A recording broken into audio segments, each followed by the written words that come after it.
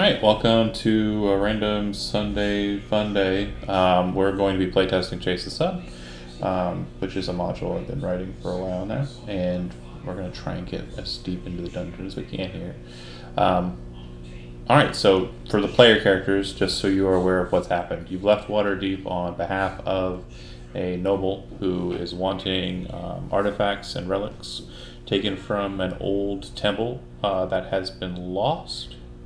And is found in a lake known as Nidog Lake in a forest north of Waterdeep.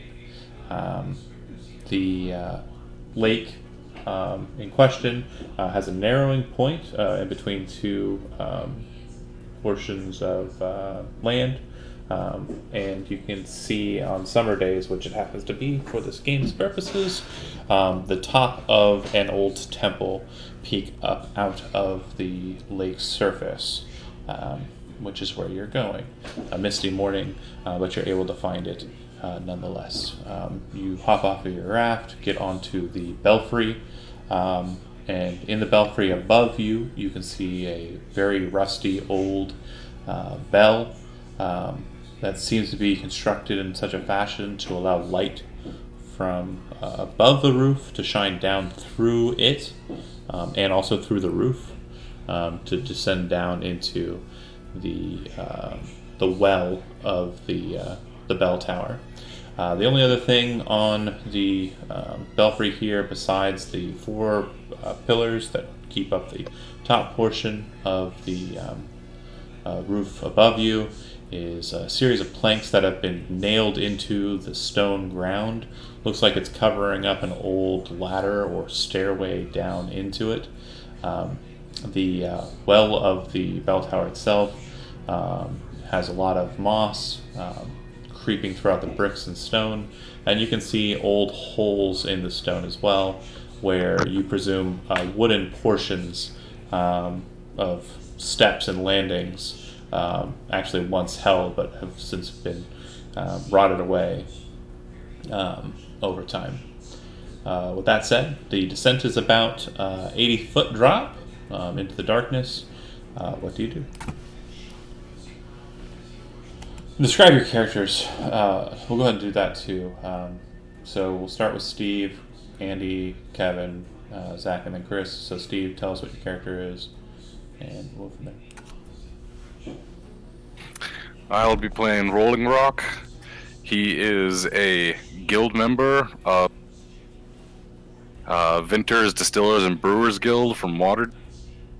He essentially, they call him Rolling Rock because he essentially is the one who goes out into the world in the surrounding area of Waterdeep and is always looking for new recipes, new ways to grow better crops, new ways to distill the liquors that he's always on the move. He is magically inclined, bit of a sorcerer, uses his magic to till the earth, and that seems to be a bit of his specialty. He wears a plain tiller's robe, doesn't really seem to be very armored. He carries around a satchel, and hanging from his belt is a gourd with some dwarven runes on it, and then on the back of his simple robe a mountain range with a emerald gem on the largest center mountain. Anyone who's familiar with Dwarven history would know it's the symbol of Dumathoin, who is the god of mining and gems and the depths of the mountain.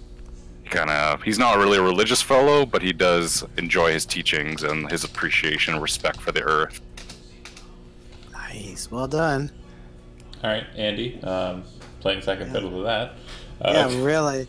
So Grok is a fierce-looking half-orc. He wears hide armor and carries a wooden shield, which makes sense because he is a druid.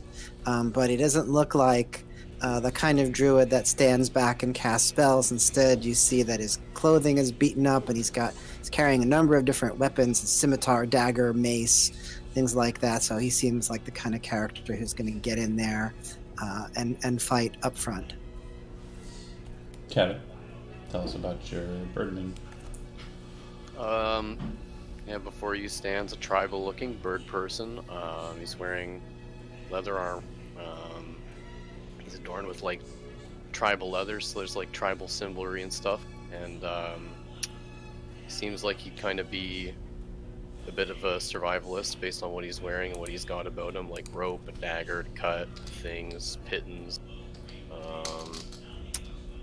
He serves kind of like as a shaman to the tribe that he's part of, I guess representing here.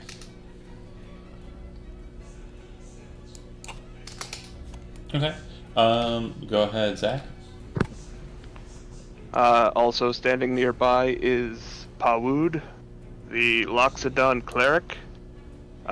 He is immense and gray, carrying a very large, heavy shield in one hand and a mace in another. Very plain-looking as far as Loxodons go.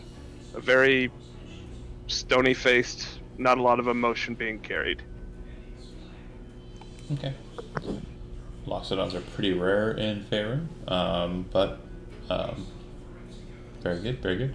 And then last but not least, Chris, tell us a little bit about your cleric. 6 foot tall turtle, kind of slouching over. His equipment is not nice whatsoever. He is kind of like a, I want to say a hermit, kind of always smiling, looking kind of high. He's his name is Tarak. So yeah, he has a morning star and a small shield. All right.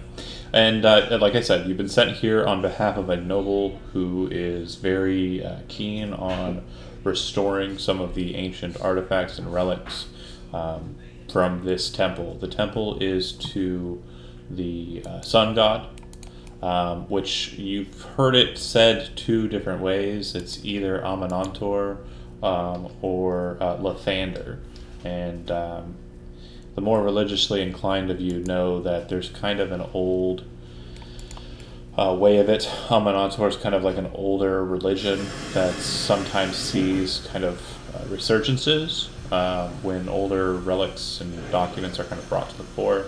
And Lathander is the Morning Lord and is seen very popularly in Waterdeep proper.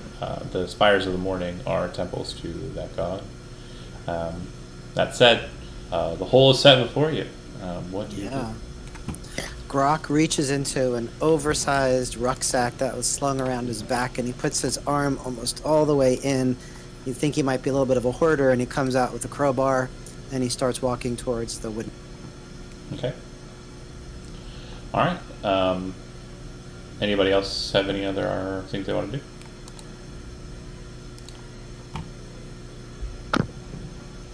Pawud would be willing to help him. Looks like it could be a heavy piece of wood there. Okay. It's a series of pretty thick boards that have been kind of bolted over this, and the tops of them are kind of waterlogged and kind of rotting away. If you kind of start like pulling at the pieces, some of the top portions will kind of break off. But with some effort, you definitely can give it a go. Go ahead and make a strength athletics check to see if you can break these open. Sure. And it'll determine the time that's spent on the process. 27, critical success. Yep. The 2 of you make short work of it with the crowbar and basically break this thing open in little less than a minute. Descending down into a ladder that goes into a small chamber. The small chamber seems to have, from what you can see of the light kind of shining in, the morning light shining in, a passageway that kind of leads around the outside of the well. Grok would look at the others to have them come over. Then he would start climbing down. Can I see the bottom of the ladder? Yeah, it's about 15 feet down. And there's some light enough to see? Yeah, it doesn't fill out the entirety of the room, but from what you can tell, the room inside is kind of barren, empty. I'll cast the light cantrip on one of my light hammers I have pinned to my belt and follow Grok down the ladder. Okay. And then everybody else is kind of moving together as one. Yeah, I see they kind of make short work of this thing, so I'm just letting the big guys do it. I'm kind of admiring the masonry as I kind of walk over. This temple is definitely human-made. Can you tell, or Go ahead and make an intelligence history check. Double your proficiency bonus for the roll. little this whatever this will be additional 3 So +6. That's all. and a critical fail. No. Yeah, it looks human. And also it kind of looks worn, and something that, you know, a dwarf would scoff at. Interesting start. Yep. Get that out of the way right quick. Right. I definitely look at the ladder concerned. How deep is it? And 15 feet I will down. definitely. How many? 15. Still concerned. All right, I let everybody go first. Okay, so you'll pull up the rear. The ladder is actually pretty well sturdy. It looks like the metal has a bit of rust to it, but it looks like the bars of the ladder are kind of welded in, and it looks like at every third or so rung, there's a support strut that connects to the wall behind the ladder. So it's pretty well stationed there. Despite that, let's see, the dwarf would have been probably middle of the line, right? Yep. Okay. And then anything from you, Kevin, in particular? What's your placement in the? You want to be towards the back? Yeah. If it gets dark, I'd use produce flame to give myself vision. If Okay. I need. So Grok, you're kind of taking the lead here, Guess and so. the light coming in from above does kind of light the main entryway a bit. If you can't see much, you should be in the middle of this map, top middle. Got it. And you would see that it opens into kind of an open, wide area with the open sky and belfry above. And it looks like there are several passages out from that main passage there. But what's most important and interesting to you at this juncture is there's a door on your right, there's a door on your left. Not directly opposed from one another, kind of offset, but they look very similar. The wood of the doors is kind of swollen in its frame, and swollen inside of the iron workings that have kind of been put in place to strengthen and support the door. Probably the only reason the door even still exists. Is there any sign of water on the ground in front of us? Other than just kind of like a light sheen on the mosaic stones, not really, no. It's definitely more damp looking the more you look up. As I mentioned, there's moss all along the walls of the well portion of the belfry. Yeah, not so much on the ground though.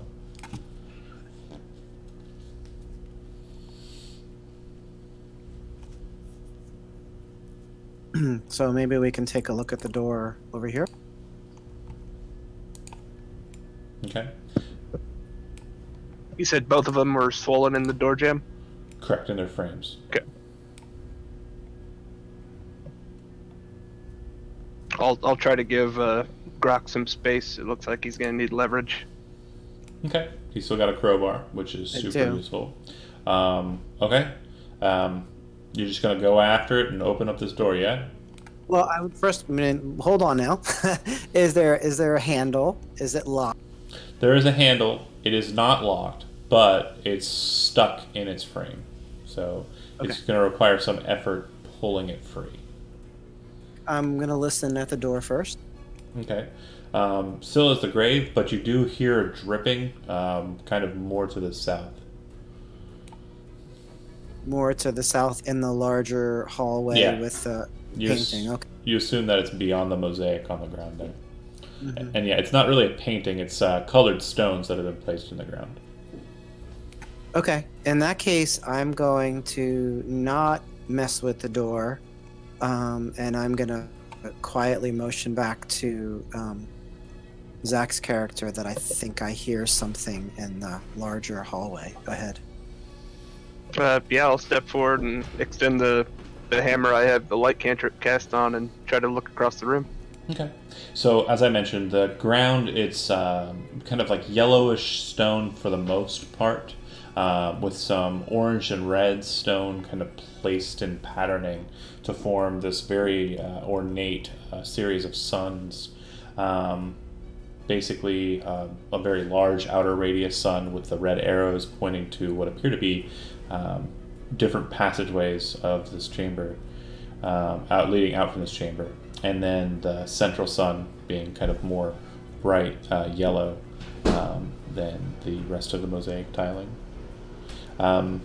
There's a passageway that leads to the east.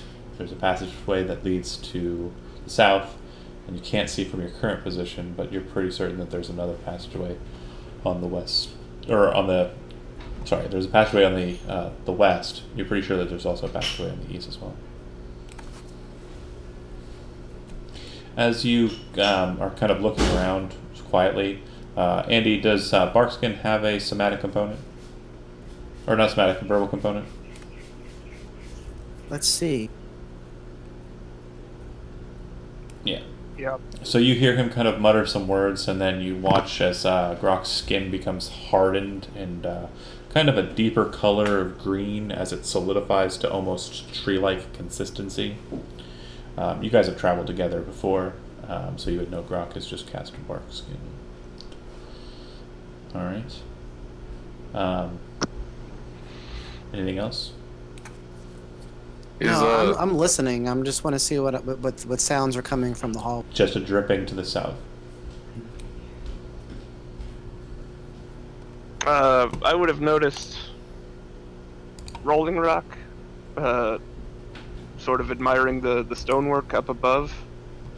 Would you have any clue as to what's going on with this room? What the floor indicates? Humans love their grandeur. It's just it's a mosaic to their god. One thing for sure I need to note here for you, specifically you, Rolling Rock. Dwarfs, in older editions, but it's something I've kind of notated here just for flavor, dwarfs have kind of a stone cutting. They can kind of sense about how deep in the earth they are. The interesting part about this situation is you aren't deep in the earth. You are under a lot of water. So it's a different level of, like, there's a different kind of sense of pressure here. And you can kind of feel the weight of the stones. Not so much the weight of the actual stones, but the weight that the pressure is kind of bearing from the Yeah, like outside. it feels different than being underground, being under, because technically we're underwater. Correct. But you're in stone. Yeah.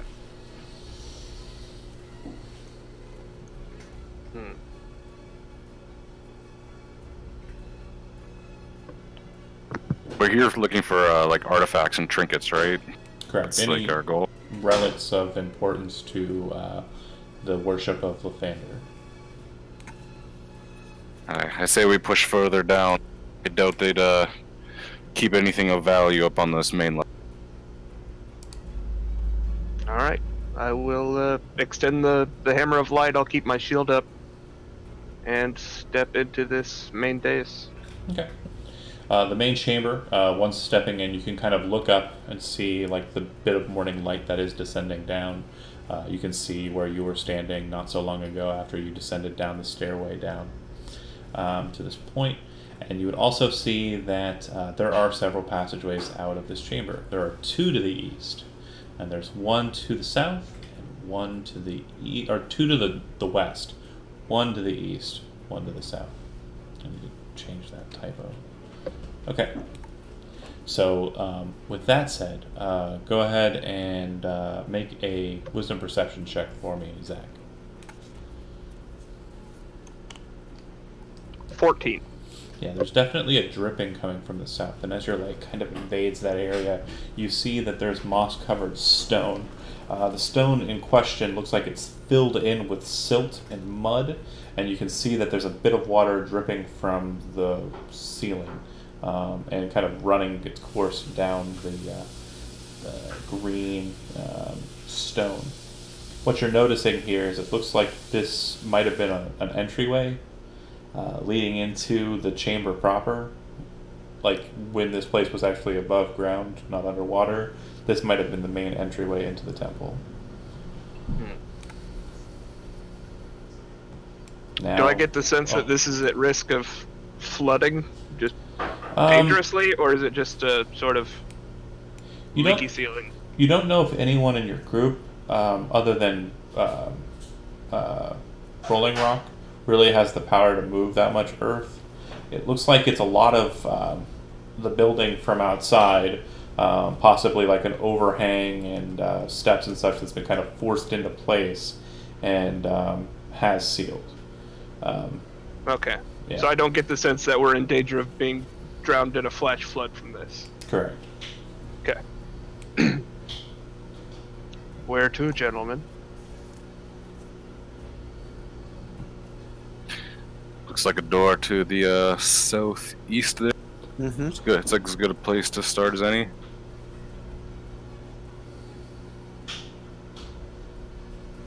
As I say that, actually, we'll look over to Grok and see that he's kind of hardened his skin. Your senses haven't let us down before. Do you feel something? Is there something here? Should we be ready to fight? I think we should. Always ready. Rolling Rock kind of nods and he applies his mage armor to himself. Okay. Also a verbal component to that as well. Yeah. Okay. As you cast that spell, you hear something, kind of like a splashing of water, kind of to the southeast. It sounds like it might have come from what you can see, Zach. Character, you can kind of see that there's a door on the southern wall there. Do you see it? Mm-hmm. Yeah. Yeah. It sounds like it came from beyond the door. And the door in question looks like it's not swollen like the other two doors were. This door looks like it's functional.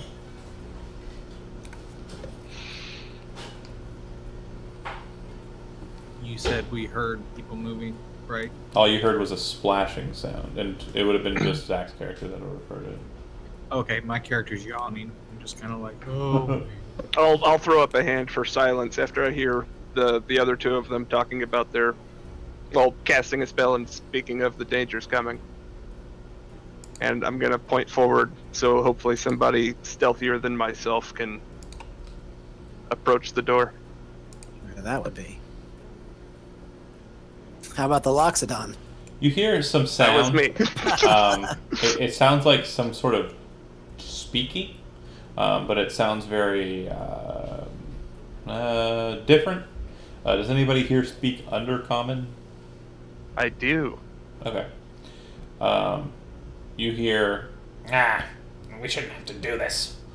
The priest sends us all the time. Should send the others. Shut up and do your job. You hear? Hmm. And I'm certain it's coming from that door. Mm-hmm.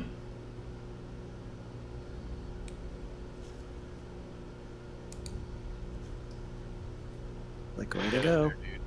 I'm gonna approach the door and I'll just listen for more of the conversation. Make a stealth check. I'm gonna move up behind him. just to the Oh, middle. good. Make it with disadvantage. 15. Loxodon stealth check. Make it, 15. make it with disadvantage. 15. Yeah! Crazy, right? Yeah, because the three of you were kind of moving in tow. He was moving it with a disadvantage. You do make it up to the door. Hold on a second.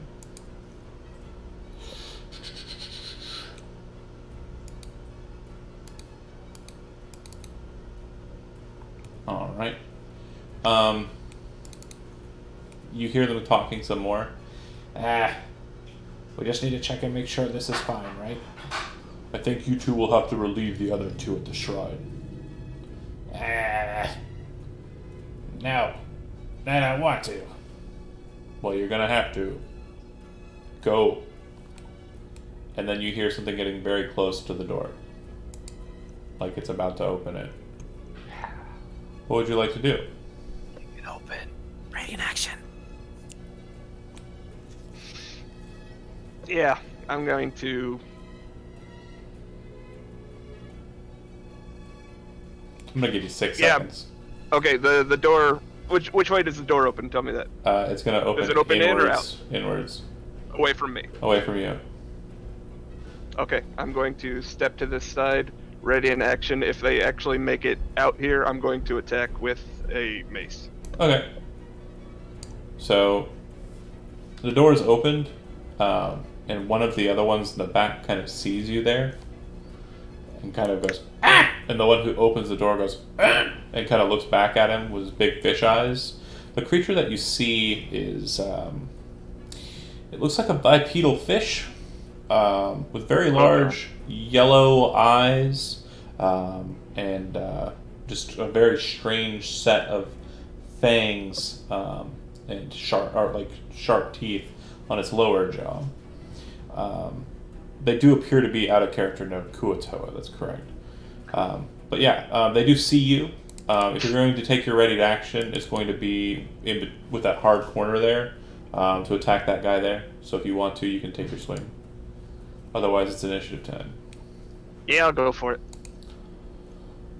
20 to hit. Nice. Alright, that will hit. And 5 bludgeoning. Give him a solid clobber, like on the side of his head. It doesn't outright like drop him or anything. Sure. But it definitely wounds him. And we are engaged.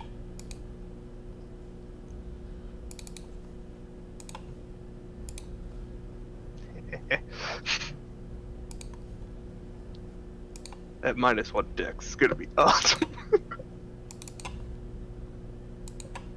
Still beat me with my +2. Has everyone rolled? Looks like it.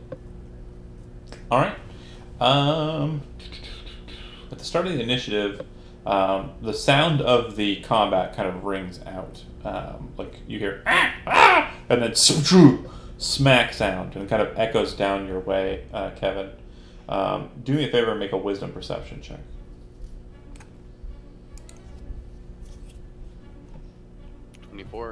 You very clearly hear the sounds of reactions of at least 2 other individuals coming from the northeast passageway.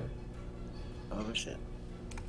I'm gonna let the group say there's more from this way, and I'll point specifically this way.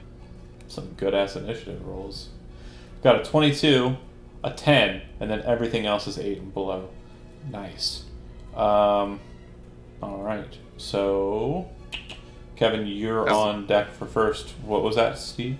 I just want to say, after Kevin says that, can I use a free act? Just to tell the Torah.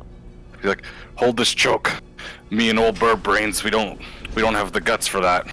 We'll support you from behind. He's gonna look very tired and go, okay. Alright. So, Eeyore the Turtle is set in position.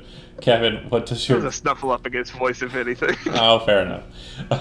Kevin, what would you like to do? Kevin's big bird.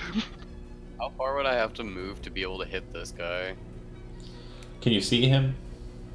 Like, I can barely see his circle, but I can't imagine I can make a shot from here. Yeah, you could if you have a spell that fires, sure. Or Sure, bow. I've produced flame. Oh yeah, it'll have cover, probably 3/4 cover from your current shot trajectory, but yeah. In that case, I'm just gonna move to like the center of the room and ready in action to hit something with produce. If it like comes out of this door, if that's fair. Okay. Gotcha. So if you are inevitably flanked, you will have a single shot at it before it gets there. All right, Chody. You see the Loxodon and the half-orc have kind of taken loose flank on the sides of the door here.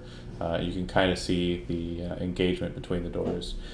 You're not sure how many are proper on the other side, but you do know that the dwarf and the bird are kind of angling towards the other passageway. What would you like to do?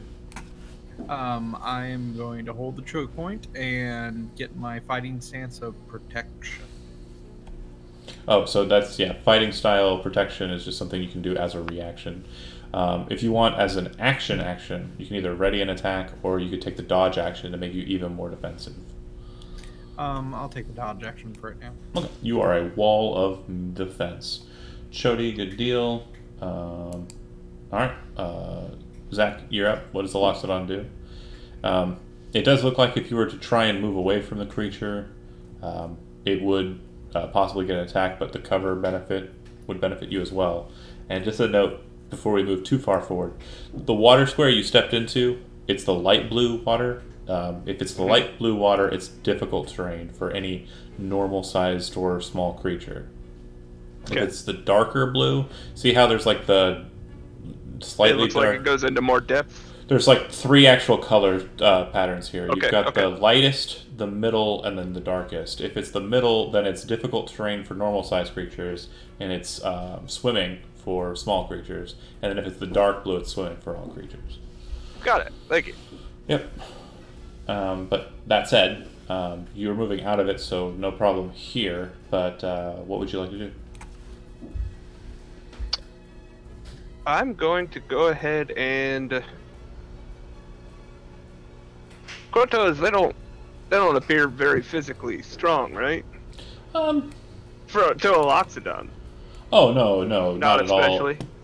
They look stronger and more corded than like a regular human, like your average Joe, but Sure. not, yeah, definitely not the size of a Loxodon. No.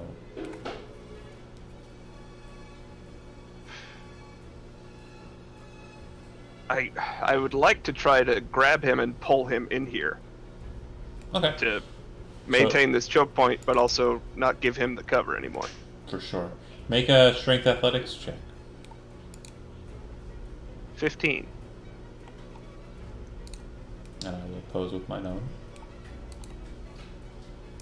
Alright, you grab a hold of him, and if you want to, you can move him into the square as a part of your movement. Yeah, that's exactly what I want. Okay, that's it? Do I have an action any longer? Is that it? Your action is grabbing him, pulling him in. Yeah, that'll be it then. Okay. No other incidental portions of that action or anything? Just I double feel like checking. you're. I am hinting at something, but I'm not going to tell you what it is. Could someone else help out? Well, not yet, not until their turn, but... Zach, anything else? No?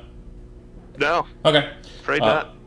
Steve, it's your up, and so far nothing's come down the passageway that the bird seems to be aiming down.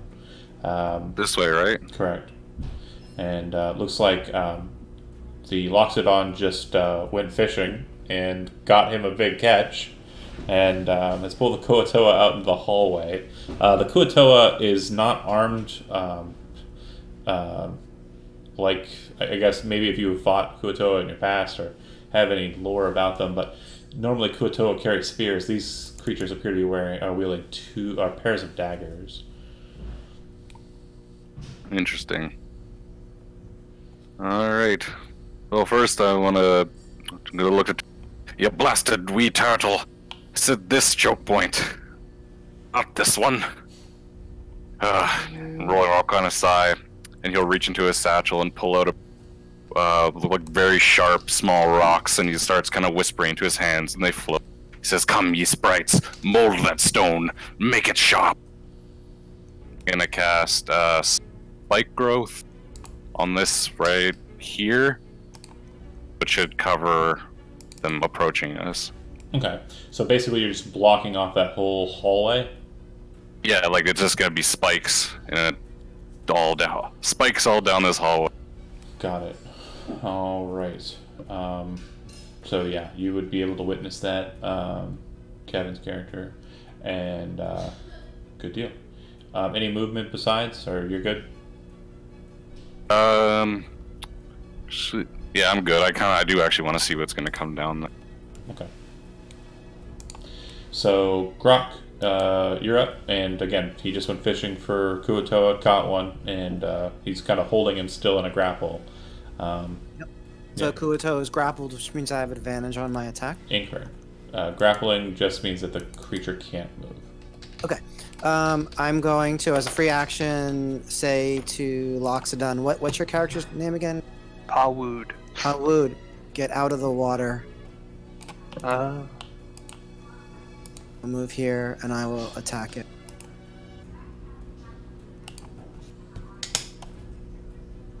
Okay. 27 to hit. What the Yeah, you hell? will. Someone loaded these dice, apparently.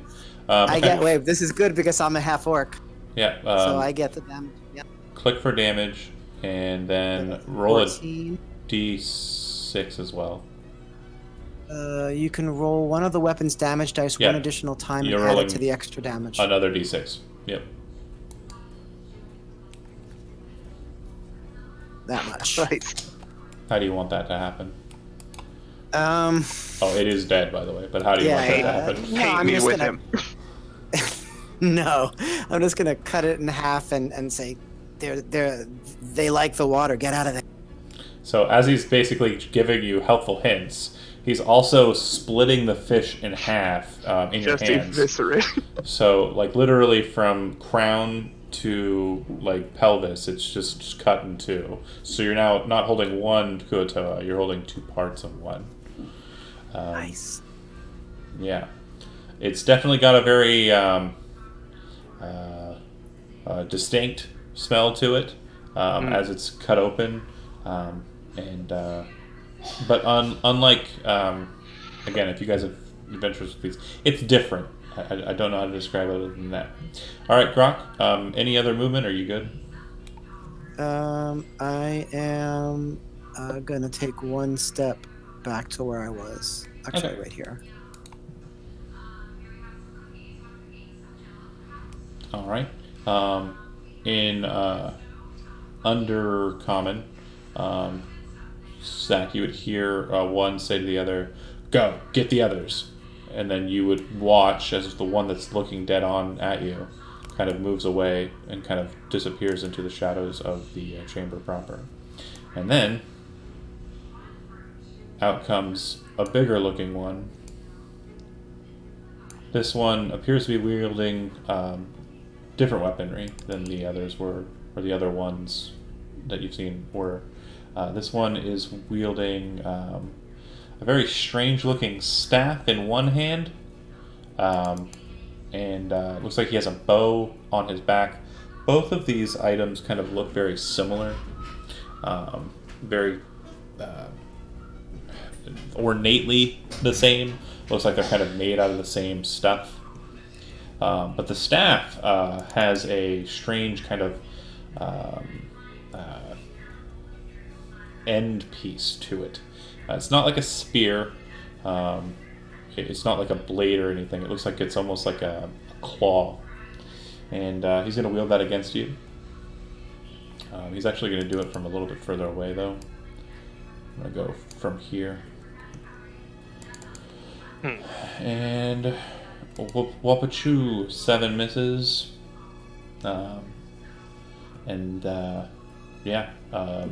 That's it for him. He swings the staff through to try and grapple at you. As he kind of slaps it at you, the end piece kind of shuts on contact, but it doesn't grapple you, and kind of just bounces off your armor. Thick-skinned. All right. Next up is back to the top. Kevin, it doesn't look like any creatures have come down the passageway now that all of the spikes have grown within. Not exactly the dumbest creatures, you suppose. It does sound like there are some creatures back there, though. The spikes are camouflaged unless they pass my DC. What was the DC? 14. 14 wisdom perception. Yeah, it's exactly... They're passive. Darn. They also... Some. Yeah. It'll keep them at bay at least until we're ready for them. They can also see invisible and ethereal nonsense and stuff. They're very, very perceptive. The Kuotoa.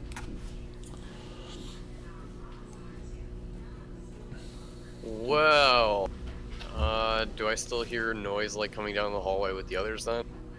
It does sound like there's still a fight happening over there. If you kind of quickly glance over, you do see this weird staff kind of lashing out at Zach's character.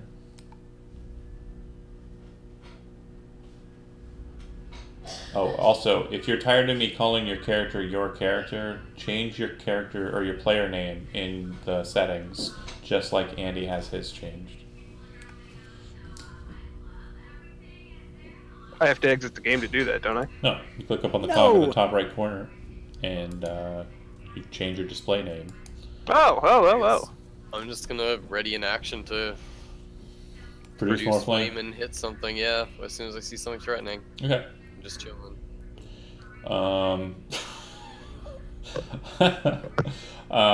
Okay, great. Choke, you're up. Just gonna kind of slowly look over and see when the spikes went through, and just kind of look back and kind of shake his head at him like, "Yeah, man." And then I'm gonna move up and try to help. Okay.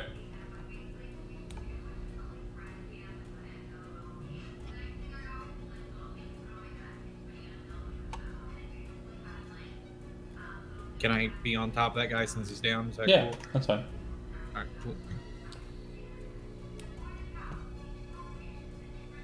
And you're And, attacking this guy? Yeah, I can't see anyone. I'm not able to. Oh, okay. So I'll go ahead and take the dodge action. Alright. Zach?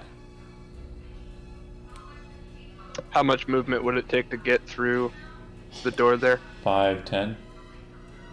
Okay. I was just asking because it's occupied by him and a corpse now. Oh, yeah, that's fine. Again, corpses being difficult terrain is just something I ad hoc for my games, so we're running standard. That's fine.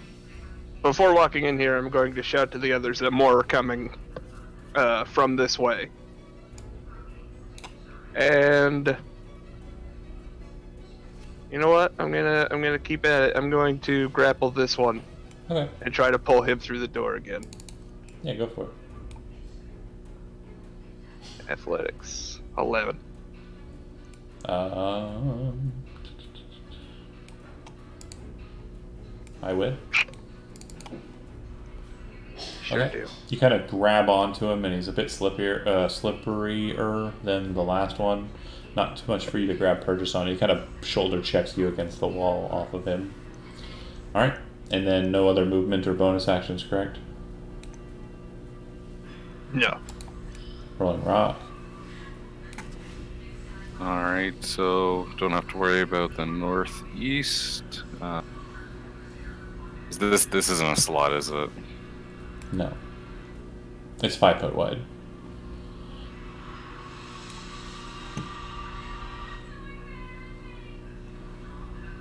Get to hear. Yeah, I don't have a visual. Okay. So I will follow suit, and I will ready a firebolt if I see a Kuata. Sounds good. Grok. Okay, I guess we're gonna just gonna smack these things. Okay. I think the time for diplomacy was over when you turned that guy to. 22. I know. 20. I hit the first one with a hammer. You can't blame yourself. Does that hit, John? We've got a 22. Yeah, that'll work. Yep. And 10 slashing. All right. Okay, still standing. Okay. Oh wait, how are you attacking it? With a scimitar? Oh no, but you Where can't are attack from that position. You can't see him. There's a wall. in Wait, between what? you. What is? Who is that right there? That's a turtle man. Oh shit! You killed Chody. Chody's He dead hit now. me. Yeah, you gotta get into Dodge? the room. Okay, I'm sorry. I Oh thought that no, was yeah, in it there. would have missed. All blue rings are Yeah. PCs. All red rings are bad. So then, it's one. That's still an elephant man. That's me. If it has a blue ring around it, it's a good guy. Okay, then Awful lot of friendly fire. I'm gonna occupy this space, and could I still use the same attack? Well, if you can see, if you can see the red guy. Yeah, absolutely. Okay. Uh-huh. Yeah, so it has cover, but it doesn't do enough to block it. It'll take the damage, and then you're moving out of that square. Yeah, I'm gonna move out of this. I'm gonna attack you back. Well, but I'm not. But I'm not out of threat range. You were in the turtle square, right? Mm-hmm. You're moving out of that square. That's when I attack you. If you can hit me with a scimitar, Okay. I can hit you with a staff. 20 hit. Yeah. take 6 piercing damage and stay in the total square. You're grappled. So that's a reaction? Mm-hmm. Okay. He's not in the tortoise square. He's in the elephant square, right? Did you move into the 'Cause I elephant can't- square? You Yeah, I moved... he can't did. see anybody. Oh, okay. Yeah, so you moved into the elephant square. Okay, got it. Got it. That's the square you're stuck in. Okay. Okay. I'm just gonna Well, sidestep so we can see both tokens. yeah. Because you moved out of its threatening range. It's not threatening the total square because you can't see it. So, yeah, legit. Cool, cool, cool, cool, cool. Grok is done. Kuatoa has him pincered. As a part of my move action, I'm going to move Grok down 2 squares into the water. So he should be here.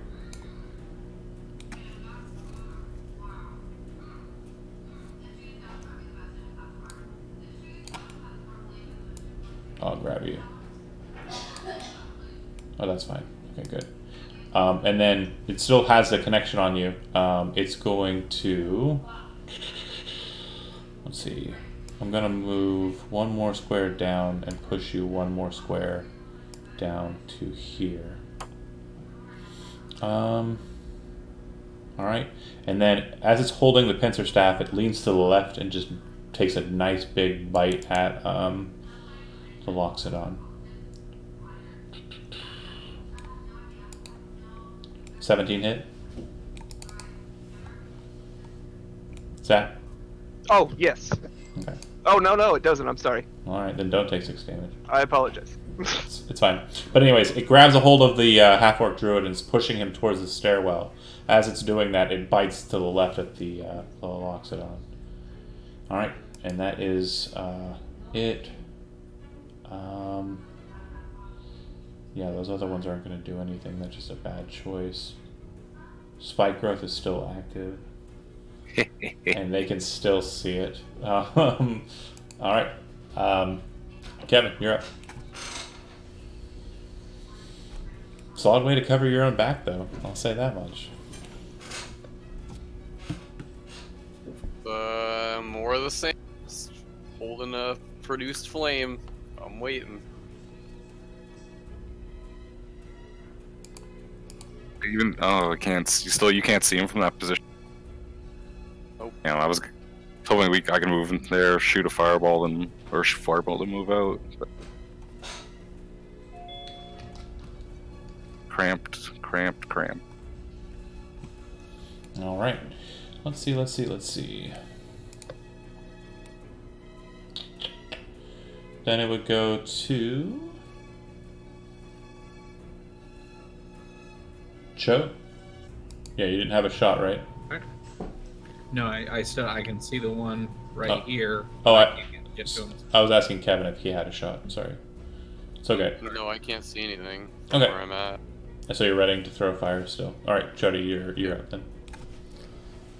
So I move in here. Okay.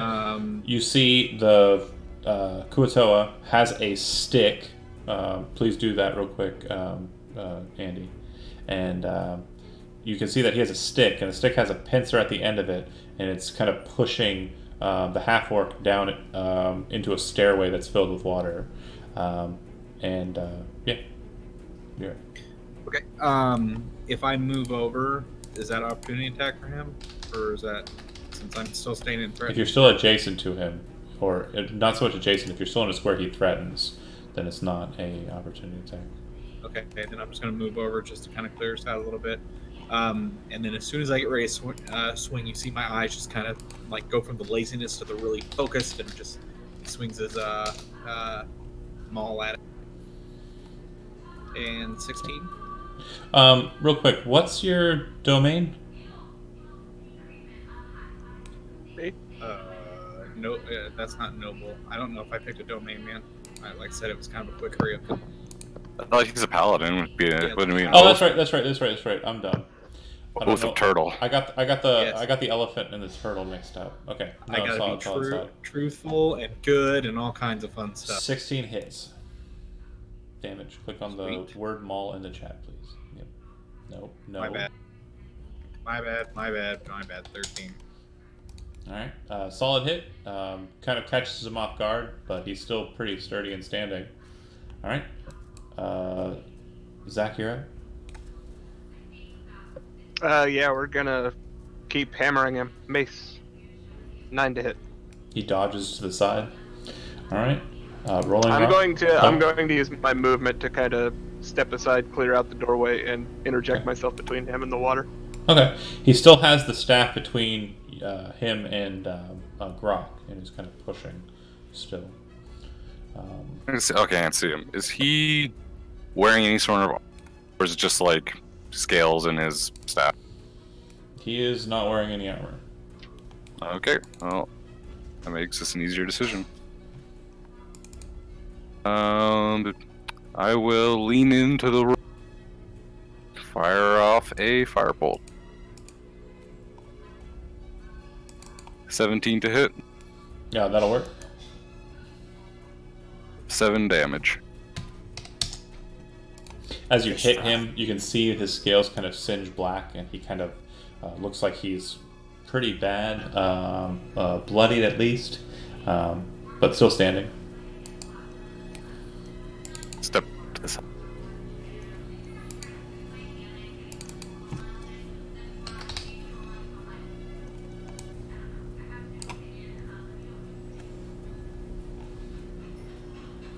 Okay. And next up is Grok. You are still grappled. Can I attack while I'm grappled? So for this grapple specifically, to break it, it looks like you will require an action, and the escape DC is 14. So you can either acrobatics out or you can athletics out. You can still attack, but he has you at a 10-foot distance. Basically, you're like a small child, and he has his hand on your head, and he's kind of holding you away from him.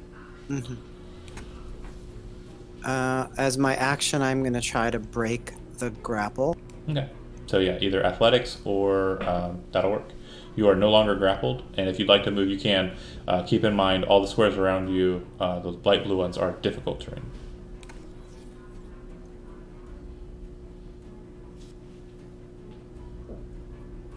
I am now a crocodile.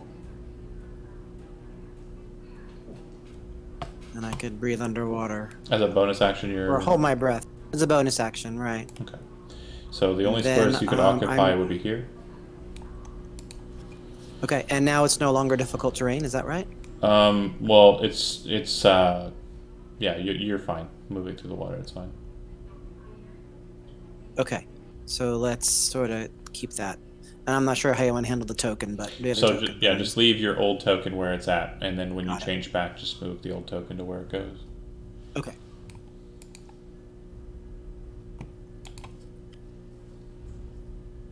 You moving at all? No. Okay. You'll go to it. It kind of reels back and watches as its prey turns into even more food. But it does realize that it's currently in a wounded state and kind of at a disadvantage here, so it will cast a spell. It will cast Cure Wounds on itself.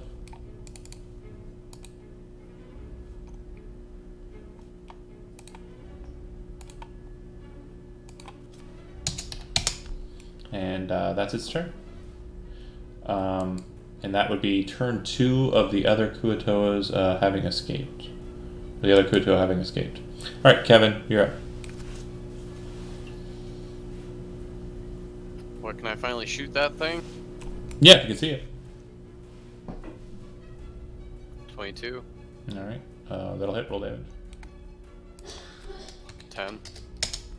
Solid. Sweet damage. It's definitely looking a little bit worried, kind of looking at all of the, this target-rich environment, but without any escape now. Alright, Choate, you're up. Okay, with the steely eyes, he's going to do 2 attacks this time because I forgot last time. So Yeah, extra attack, super important. 8 Miss, and then a 21, and a hit. Damage on the second. 12 damage. Solid blow. Alright, any movement? You good? Yeah, no, I'm going to stay here. Alright, still standing. Zach, you're up. Can I use my action to try to knock him over, try to trip him? Shove. Yeah. So Sure. make an athletics check versus my athletics or dexterity. 14. All right. You kind of try to like lean down and grab a hold of him with his like sweep his feet out from under him with your snout, and he kind of just Trunk. hops. That's the one. He jumps over your wily nose and escapes it. All right, Mr. Rock.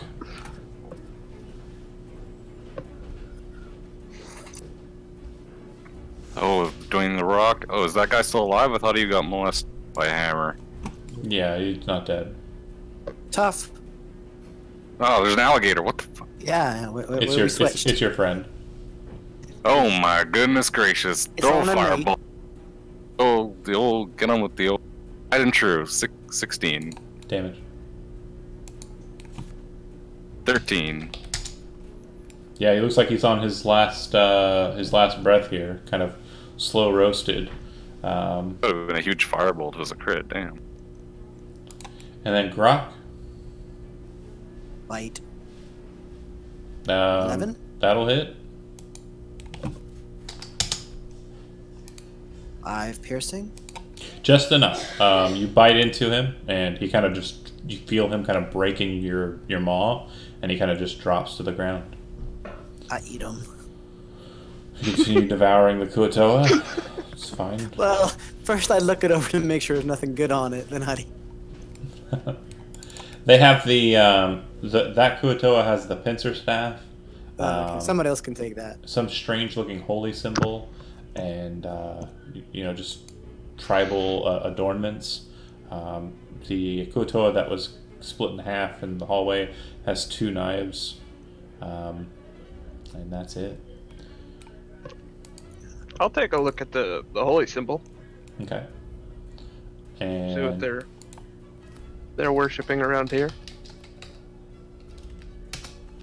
okay. And what are you doing? Let's see. Chody. I'm going to check out the statue over here, but as soon as I'm done with combat, you see my face go back to the like kind of crazy looking to where it's like the turtle from Finding Nemo, the dad. Yeah, kind of high looking. But I'm gonna go check out the statue over here. Okay. Kevin and Steve, what are you guys doing?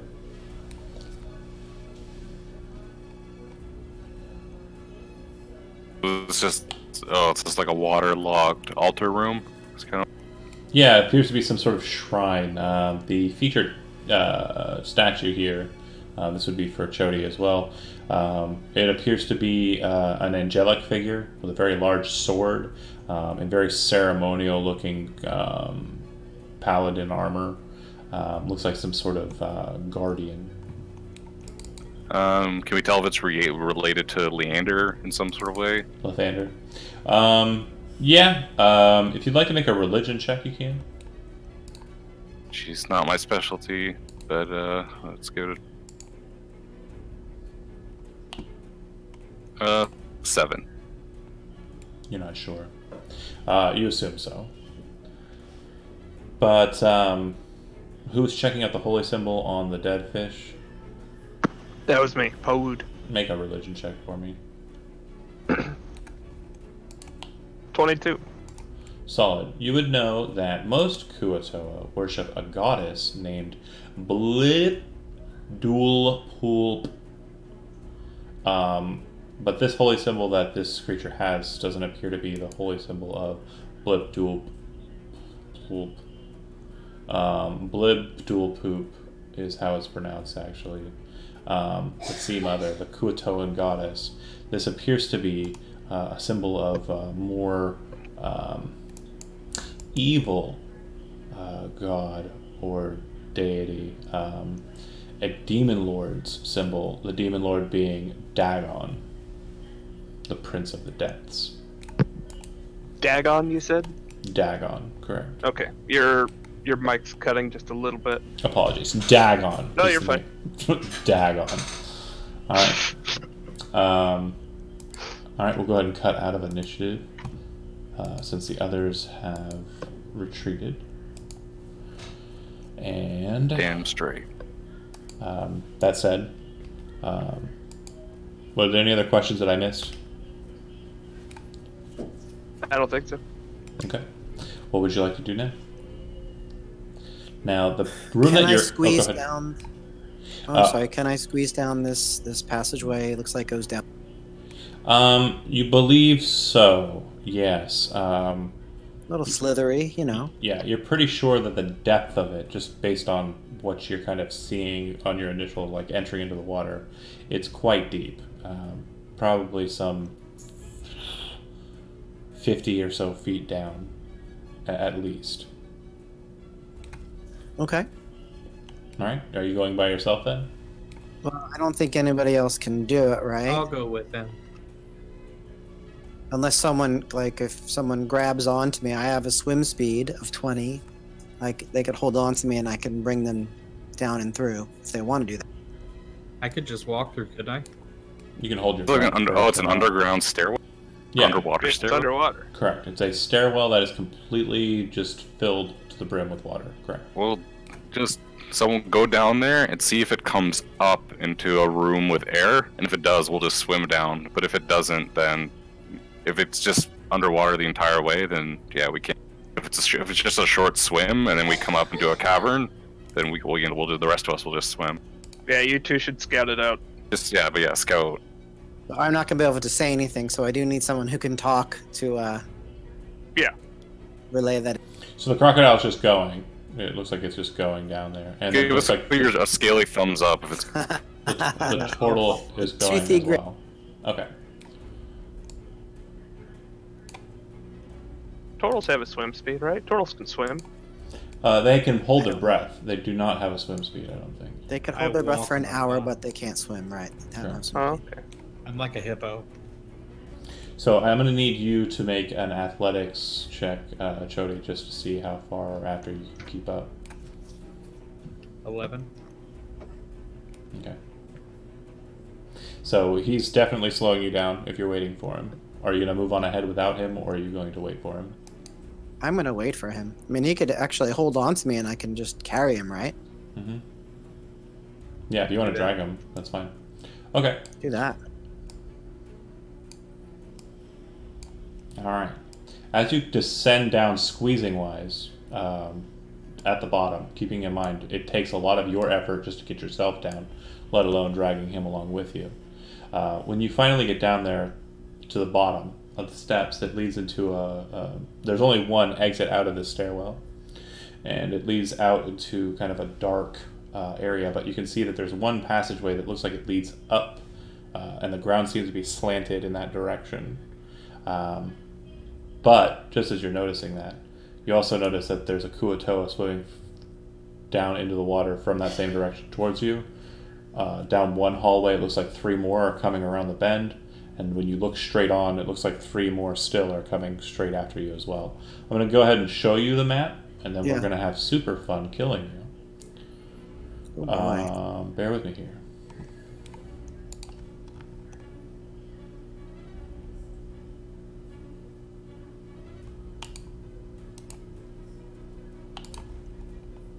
Just need to put a turtle there.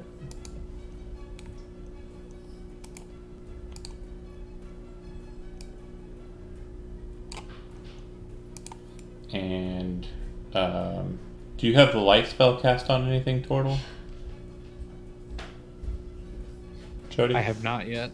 Okay. It's dark. Yeah, it's No, completely I have pitch not. black if you don't cast anything on the way down. Are you casting anything on the way down?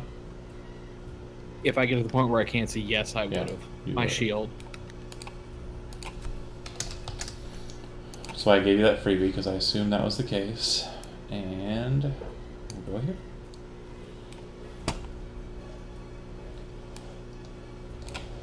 Alright, you should be seeing what I see. Do you see what I see? No. It's just dark. Yeah, I see stuff.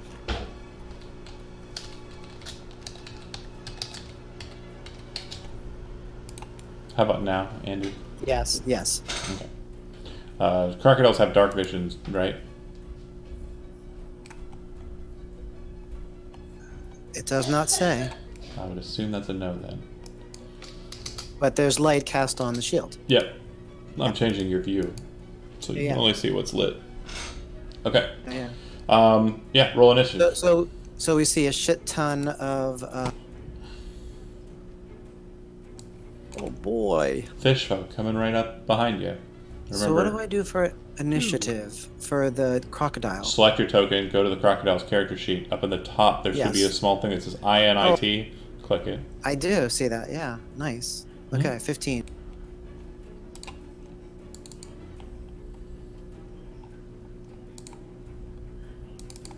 And Torok is on 2.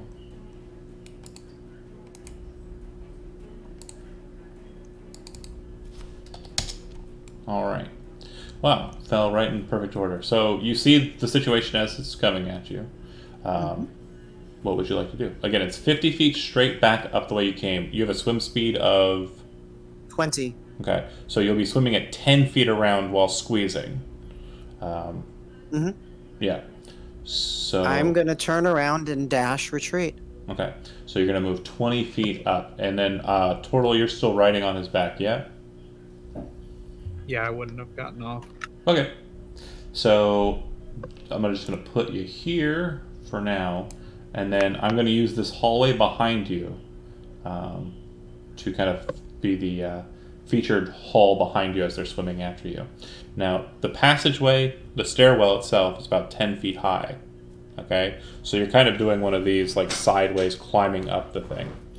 But they are basically swimming in formation, one on top of the other, directly after you. So 2 can get directly behind you at any one point.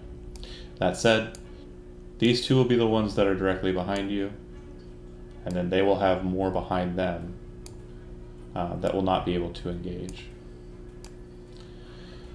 But it's, from just looking back, Turtle, it looks like it's just a stairwell filled of fishmen coming up behind you. That said, I'm going to ask Andy, are you trying to keep him towards the top of your back, like towards your head, so that they're attacking your back ends? Or are you trying to let the turtle kind of be defensive on your back end, closer to Absolutely letting the turtle be defensive on my back end. Alright. So then the main one will I got your back end, yo. Oh, baby. The main one will attack the turtle, Ka-tong. and the smaller one will attack the crocodile.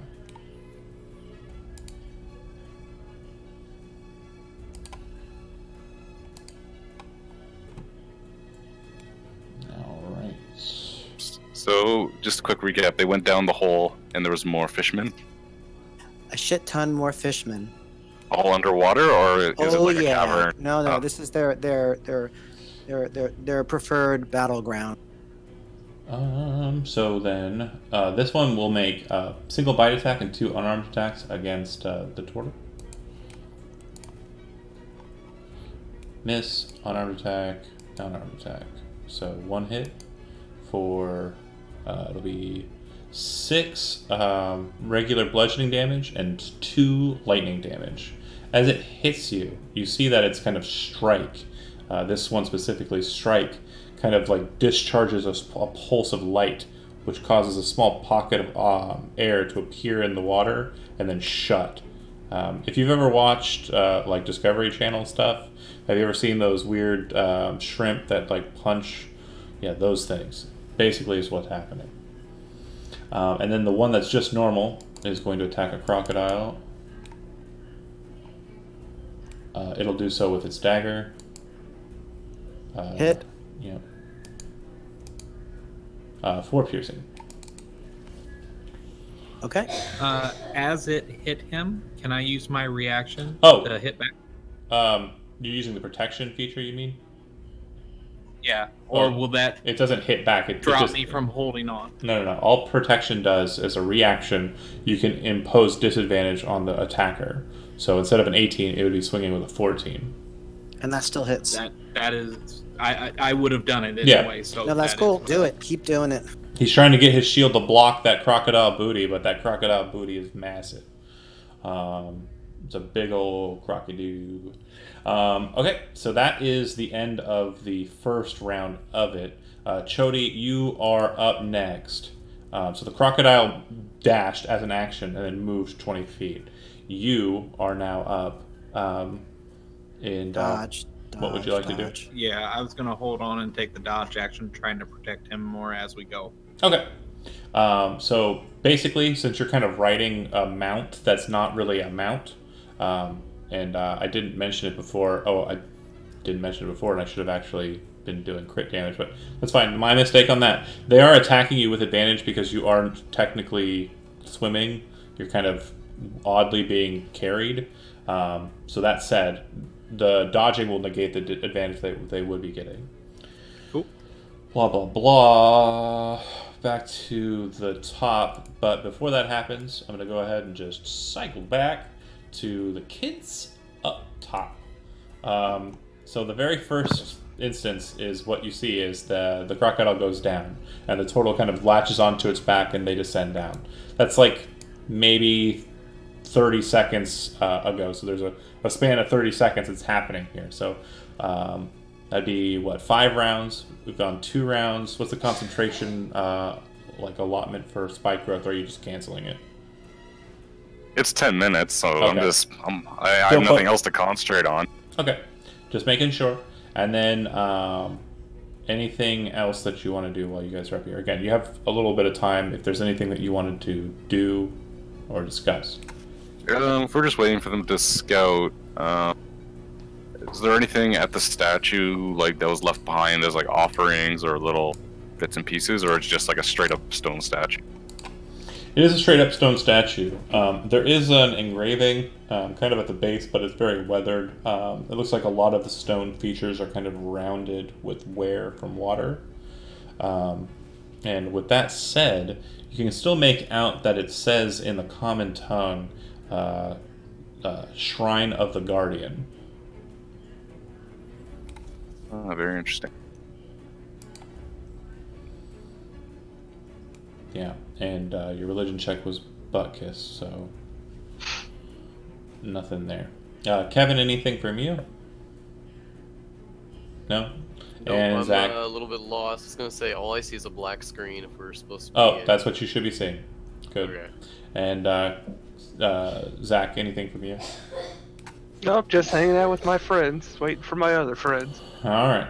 Back to the whole. So at the top, Andy, you are about 30 feet from the point where you will be able to emerge. So dash and. I could still make 20 feet with a dash. Mhm. That's what I do. Okay. So I'm 10 feet, one more round away from getting Basically, if you dash next turn, you'll be able to get out of the stairwell. If you don't Right. dash next turn, you'll be right at the mouth of the stairwell. out. No, I'm going to dash. Of course. All right, so it'll go to them. Same pitch. It's going to be 3 of them attacking the turtle, and 1 of them attacking the crocodile. All right, so bite probably misses. You got like a 19 AC, yeah? Okay. 19, sir. And a miss, and a hit. That's only unarmed strike. You're good. Oh, and I forgot. When it did lightning blast you the last time, you wouldn't have been able to use protection anyways. It stops you from being able to do reactions when it hits you with that. Okay. So you'll take a total of 9 damage, 6 of it being lightning. Okay. Alright, and then the regular one against the croc. This one is going to attempt to... Ooh, yep. You see that after it swung with its dagger, it kind of reached towards a satchel it had and started pulling out this very corded mesh. And then it throws it out in the well, kind of up and out. You see weights kind of trailing it in the water ahead of you. Let's see if I can hit the croc. Nope. No! It kind of dies down and doesn't open as wide as it should in an attempt to catch me a crocodile. So lucky. Mm-hmm.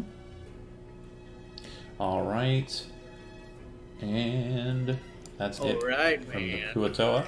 Chode, dodge again. Oh, yeah. Oh, I forgot to. Protect us. I forgot to take opportunity attacks against you when you darted away. I'm gonna do that real quick. Sorry. So it'll be 1 unarmed strike against the crocodile, 10 misses, and 1 dagger attack against the crocodile. 17 would hit. Crocodile takes 4 more piercing. Gotta remember these things. Alright.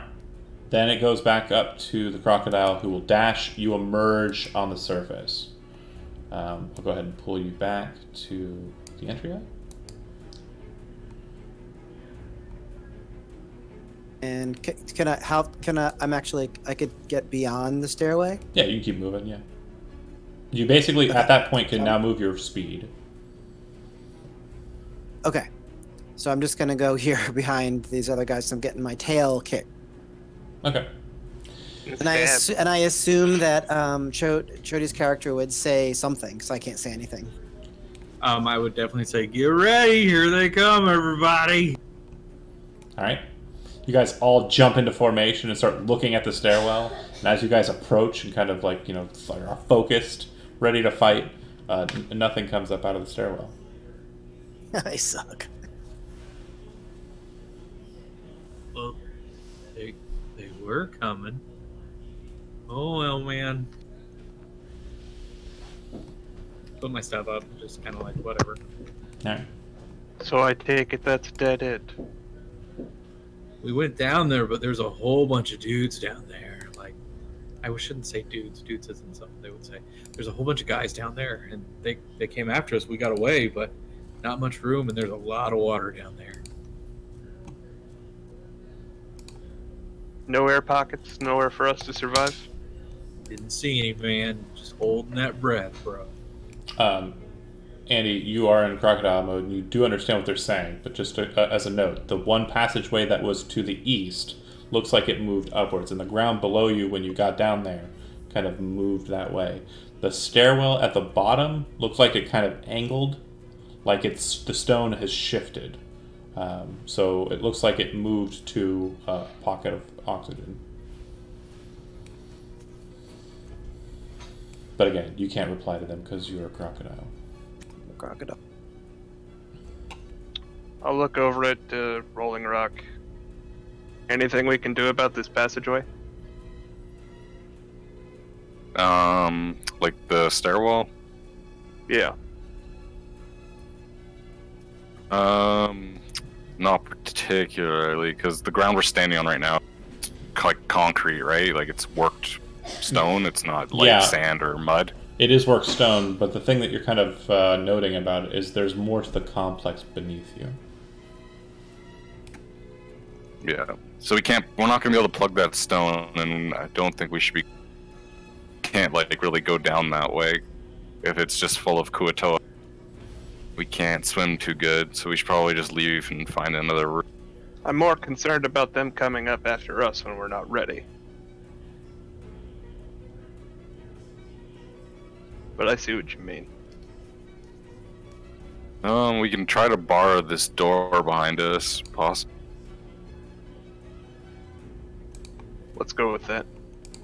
How do the other two look health-wise? I just healed myself. I'm fine. Mm-hmm. Okay. Yeah, there were definitely some lacerations on the back end. I'm a little over half. Yeah, for some reason your hit points didn't transfer from one side to the other. I don't know. I have max is 49 and current is 28. Okay. I see. It's not keying to your token. Okay. Well, let's find another way in. Yes, let's. Way down. So we've got 2 dead ends so far. Well, this looks promising. I think these are stairs. Where did they see more coming from before?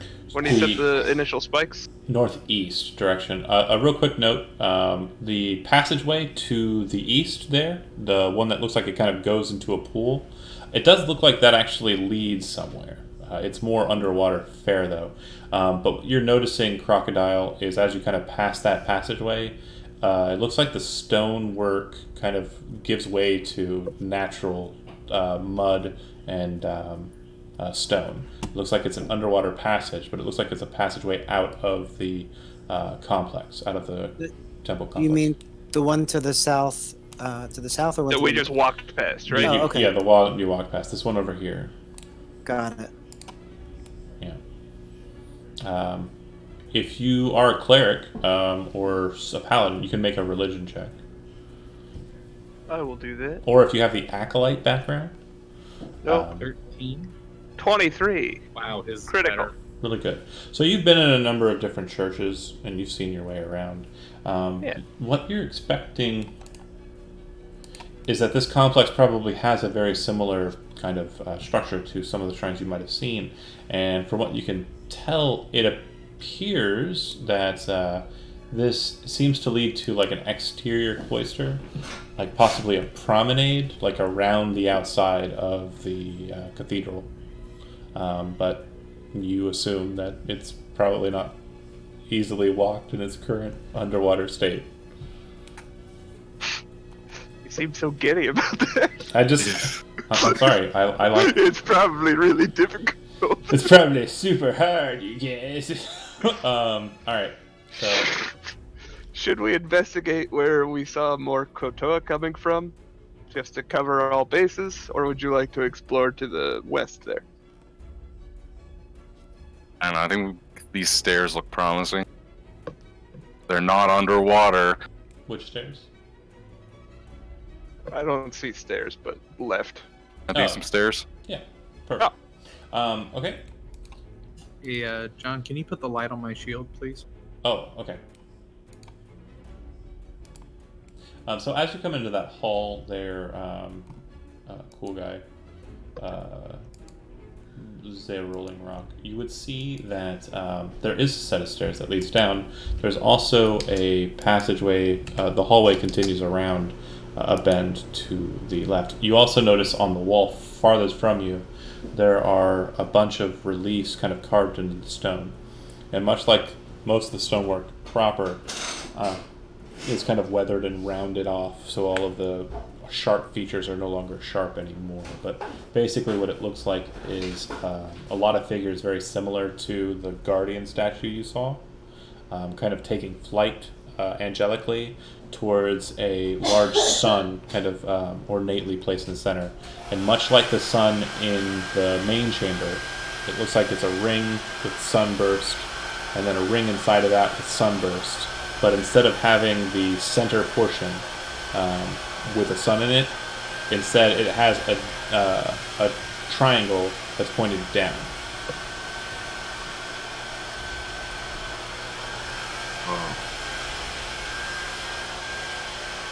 Oh, geez, there's so many things.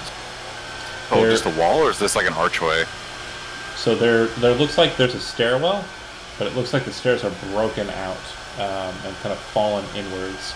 And it looks like it's kind of filled in with mud and such. It looks like a small creature could probably make an easy fare of getting down there. A medium creature would have to squeeze, and a large creature has no chance. Rah. The crocodile says. Bummer. Pull the string. The crocodile says. The doors there on the eastern wall that you come around, they have another guardian symbol, this angelic-looking creature, and it looks like there was a name kind of etched on the stone, but it has since been removed because of the washing away. Yeah. Alright, which way?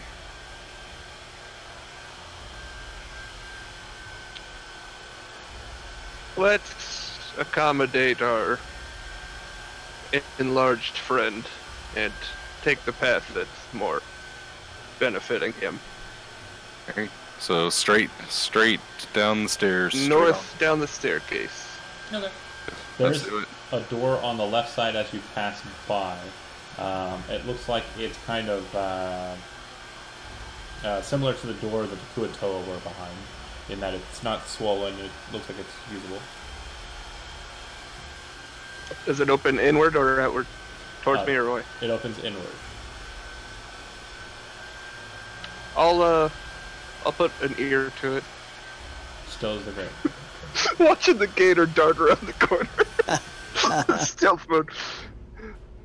Do I hear anything at the door? I'm sorry. Still is the grave.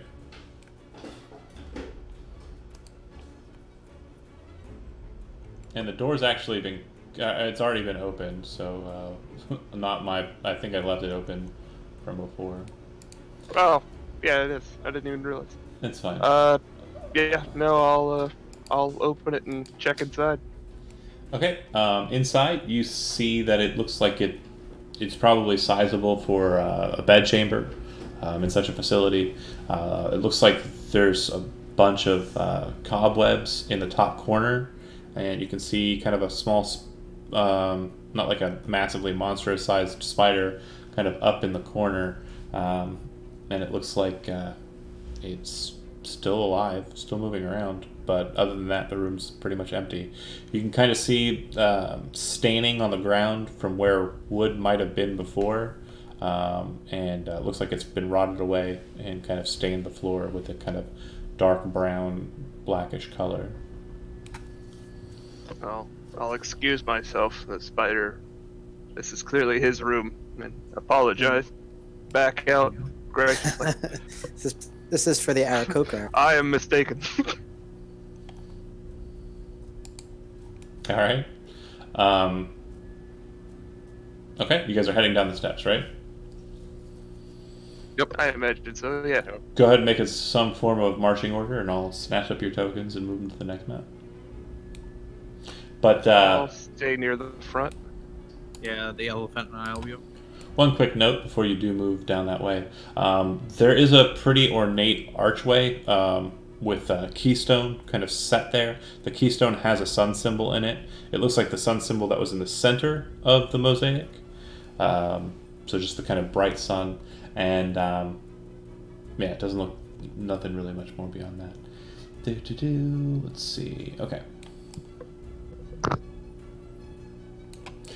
Before I go ahead and get you guys to the next table, I would like for Chody and for Zach to make wisdom and perception checks.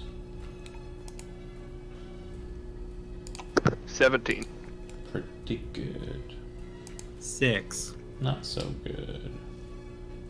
I'm not focused, man. So you can't see it, but you can definitely hear it. It sounds like there are two creatures up ahead, maybe some 30 or 40 feet, that are talking. And they're talking in Undercommon. It doesn't sound like they're saying anything in particular, basically just small talk, or talk between two friends, talking about how tasty that guy was last night, moving you to the map, you come down the steps into a very long hallway, dry though, completely dry, and up ahead in the shadows, you're pretty certain that two of these Kuatoa creatures have detected you, just as you've detected them.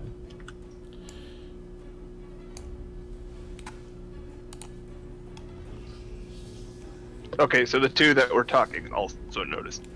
Just the same two, the very same two. It's The only same two, okay. Well, no chance at hiding now.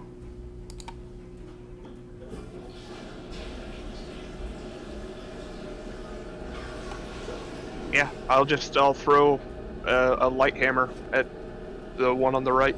Well, you'll roll initiative is what you'll do. Oh, okay, that'll work too. We went quiet. Man, I'm doing wow. Hold on, Chris and How is that possible? Chris and Andy, hold on a second. Don't roll initiative yet. Sure. Okay. Yeah, it's a special thrill coming up for us. No, I just had to remove you from my initiative counter. The DM counter is not by map, it's all across the board. You can go ahead and roll now. Thank you.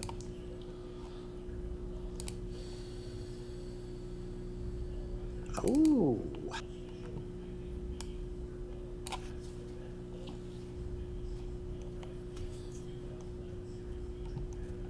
Oh, you know what? I screwed up my thing. I had a 30-foot swim speed. Rah. Yeah. It would have been 5 more feet around. You would have been at the top in 2 instead of 3. But you would have still had a couple of attacks at your back before you moved on because you're 10 feet long. And it would have been exactly the same. Alright, what's your dexterity modifier, Kevin? +3 of a 16 dex. Okay, then it's in the right order. Okay, you're first. If I recall correctly, you do not have dark vision. You do hear that there are sounds up ahead. Basically, it sounds like murlocs getting ready to fight. Produce flame in my hand and ready to throw it. I'm not gonna get ahead of these guys.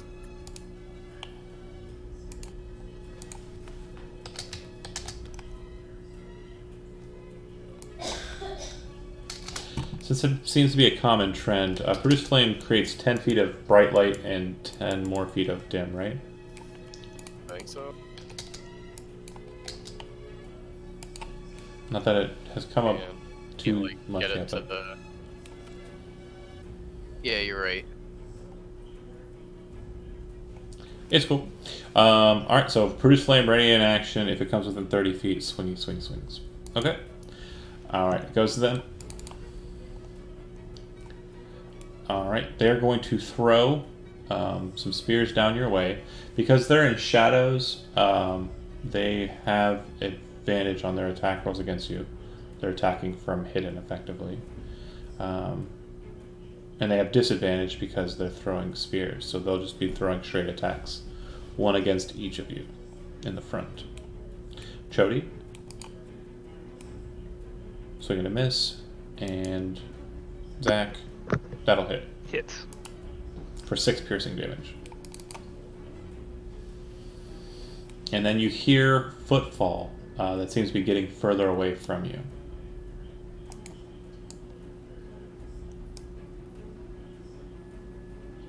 Doesn't sound like they're running. It just sounds like they're tactically retreating. Or opening up the distance between you and them. Alright. Then you send a crocodile down the hallway.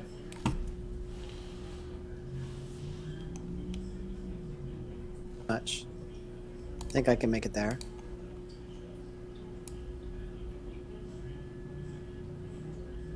That's it. You're not gonna dash or Okay, dash.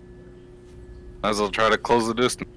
They get completely out of sight. I feel like they're Then I can't see anything. leading us into something. Don't worry, the light will come up behind you. I'll be a meat shield, that's fine. Alright. Zarok.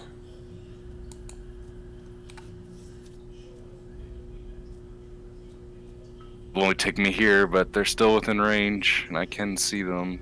The old dark. Alright.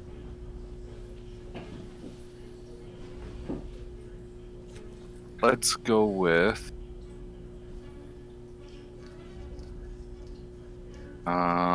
let's go for a magic missile. Okay. One on the left, one on the right, or splitting. Oh, let's just hit. I'm gonna try to kill one, so I'll do all. Focus fire on the one on the right. Alright, click it 2 more times. So 8, 13. Or 12. 12. See, it's easy to do. It is. I screw up math constantly.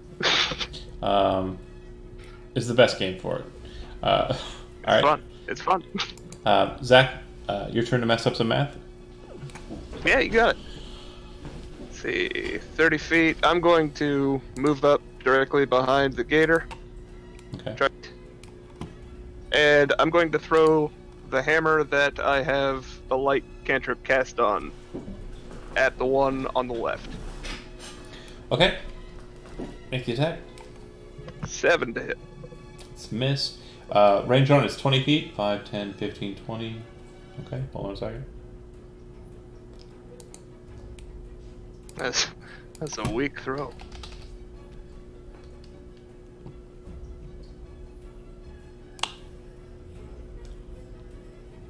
Five, 10, 15, 20.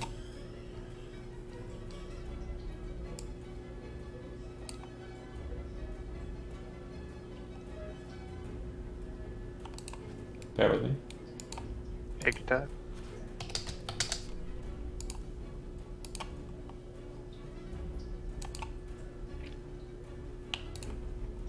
Did I do anything for you, Andy?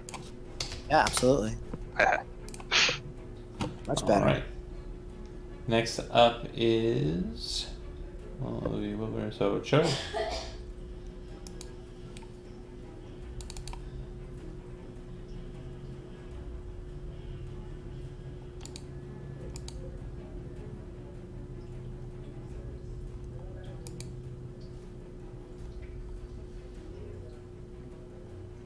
How much is the charge feature? You go one and then you can go your full speed again, charging and then There back is to the end, no or is that half? charge feature. Okay, It's not a sorry, thing. my bad.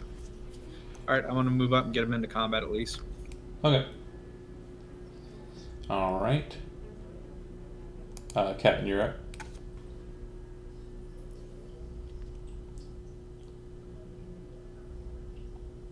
Can I fly? The ceiling's about 10 feet high. It's just your flying speed, your movement speed, anyways. Yeah, Isn't it 50? I don't think that's true.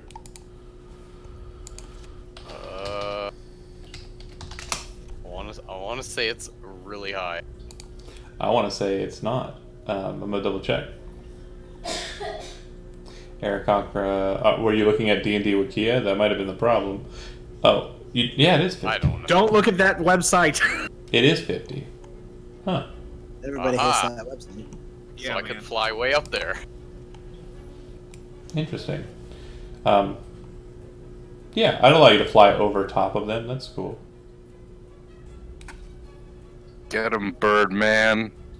Get him with Here. your wing. And I throw the fire in my... Caw-caw! One on the right.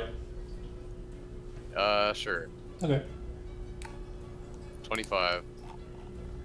Yeah, that'll hit. 6. Nice. Just enough. Blast him in the chest. He falls back to the ground.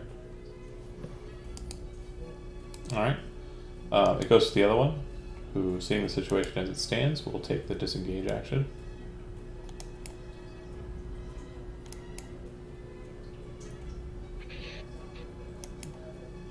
And move around the corner. Alright. Crocodile. Crocodile's gonna go to the corner. Let's play this smart here. And we'll attack him head on. Yeah.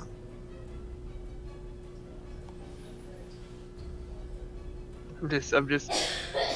You've already got down one narrow passage. No, right. They grabbed me and pulled me down. Yep. I guess that required more than my regular movement, so I'm done. A dash. Okay. Zerok.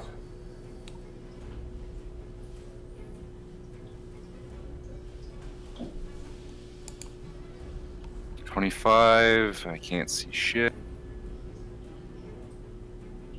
There's a crocodile in the way, so I'll just dash and get as far up. Right behind the crocodile. Zach.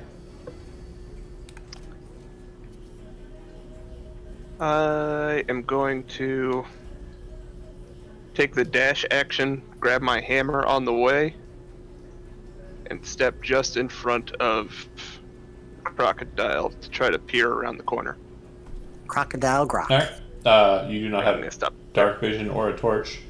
No, I'm picking up the hammer that has Oh. the light cantrip on it. Okay. Sorry, I keep making you move that. It sounds annoying.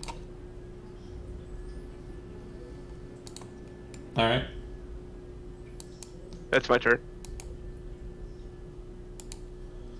Okay. Choke.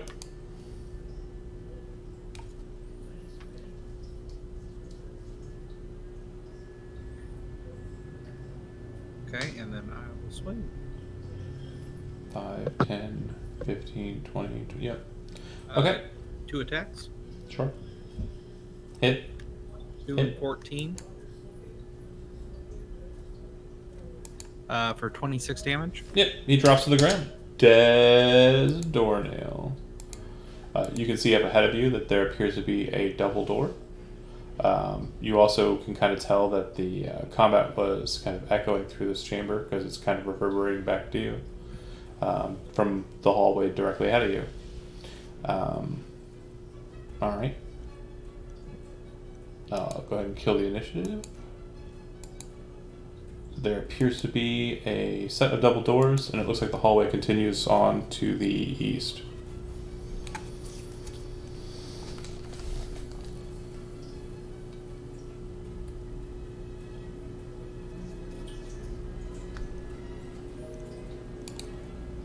The Quota, are they carrying anything noteworthy? Daggers. That's it. Okay.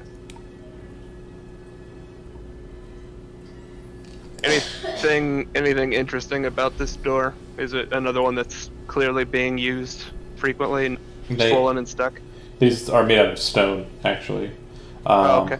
Yeah, and the symbol that they have on this one is there is a carving on the stone door here.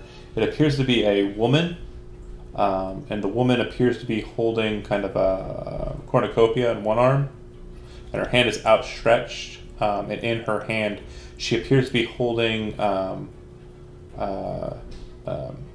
octagon. Seems inviting. I don't recognize this figure. No, doesn't appear to have any religious significance. Okay. I'll look back to the others and motion towards the door, sort of asking if we should open it. Yes. And I will prepare to open it if anybody wants to gather around.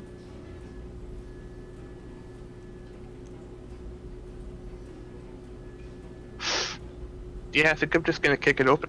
So far, so good.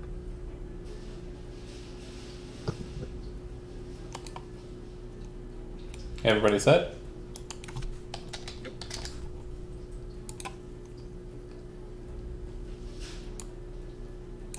Okay. The second you open the door, if my computer will let me do it, you hear words kind of spat in your direction, and I believe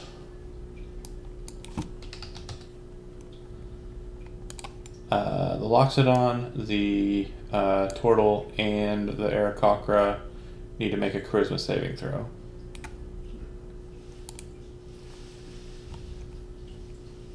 18. Failure. Success. 10. Failure. Say I need to as well. Yes, please. Go. You could do this. Okay.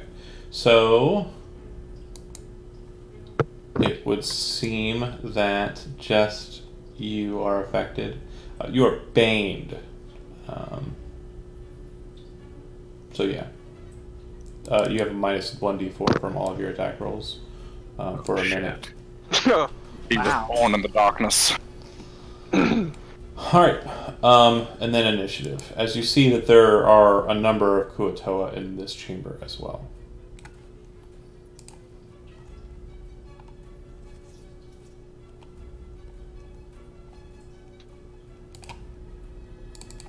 Yes. What?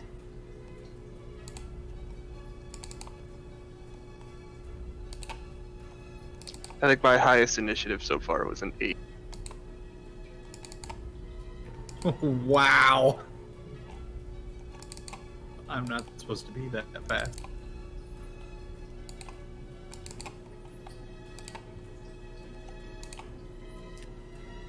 Alright, Crocodile, you're first. He slithers by the others. Let me through. I guess I can get to right there, perhaps. Okay.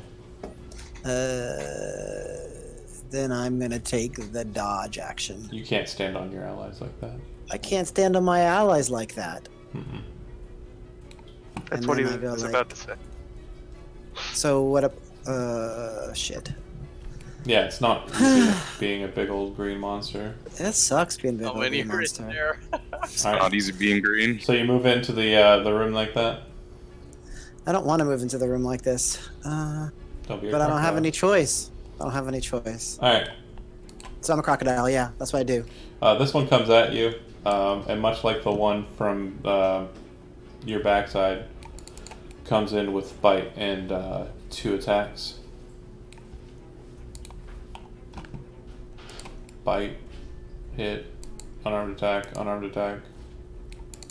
11 misses, right? 2 hits. Yeah, 11 misses just. So the bite deals 3 points of damage, and the unarmed attack does 5 points of bludgeoning and 6 points of lightning.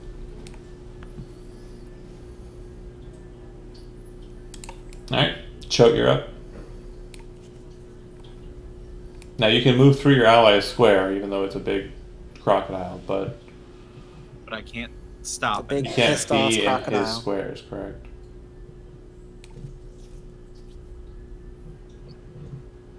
Then I will swing at that. Okay. That's the one that just did the flurry there.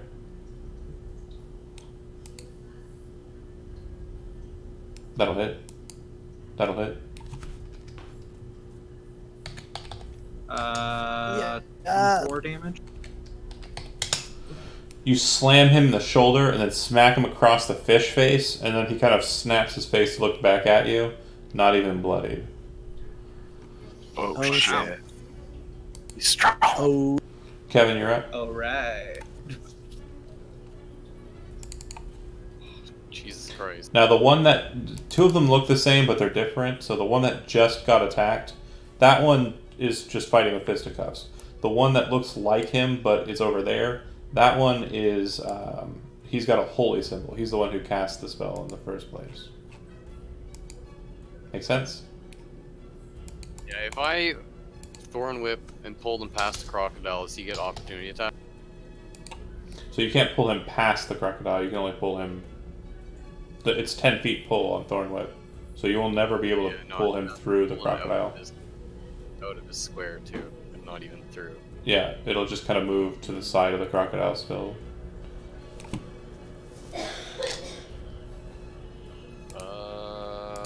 Can I cast Flaming and put it over here? If that's your goal, yeah. Hell yeah, it is. Alright, hold on a second. Let me get you one. Isn't our pal the turtle right there? I mean, I'll put it here then. Okay. So it's. I can't really make out what that is. I just see it's a circle. It's a blue circle. Well, in that Friendly case, circle. put it right here. He's friend shaped.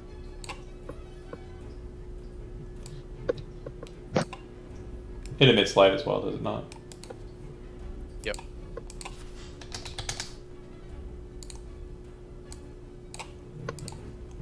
.20-foot bright light. You should have control of it. Place it where you want.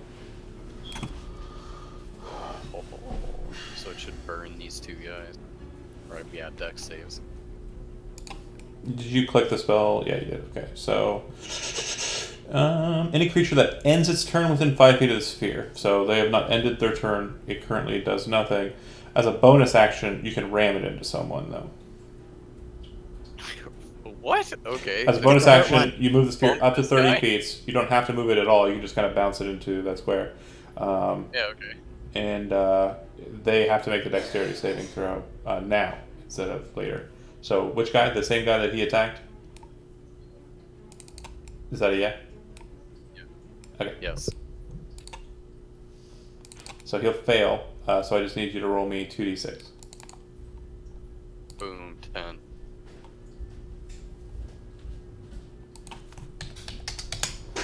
Kind of egotistically looked at the turtle like, I got this. Then a blazing ball of fire slams him in the butt, and he kind of just spits out a little bit of blood from the actual maul hit. He was trying to look cool, and he made him look like a jerk. Alright. Let's see. Yeah, that's it. That was 17, so it'll go to the whip. Kutoa is going to cast.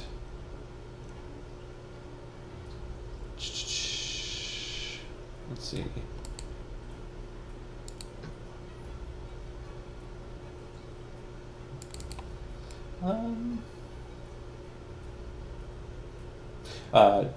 Andy, make a dexterity saving throw. So how do I do that with this sheet? Do I just click Dex? If they don't have a dexterity saving throw section, you just click Dex.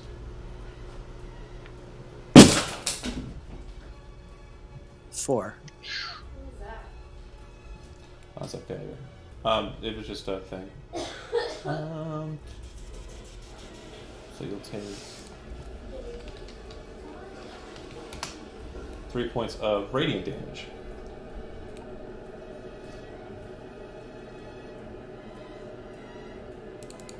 As a bolt of sacred energy descends down upon you.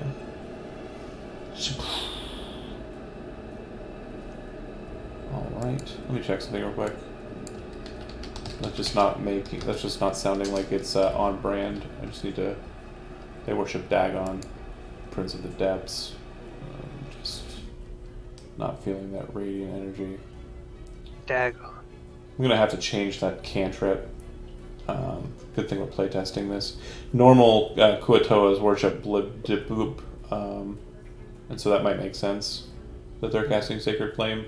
But I'm gonna say that it casts Toll the Dead instead. Let me check something here.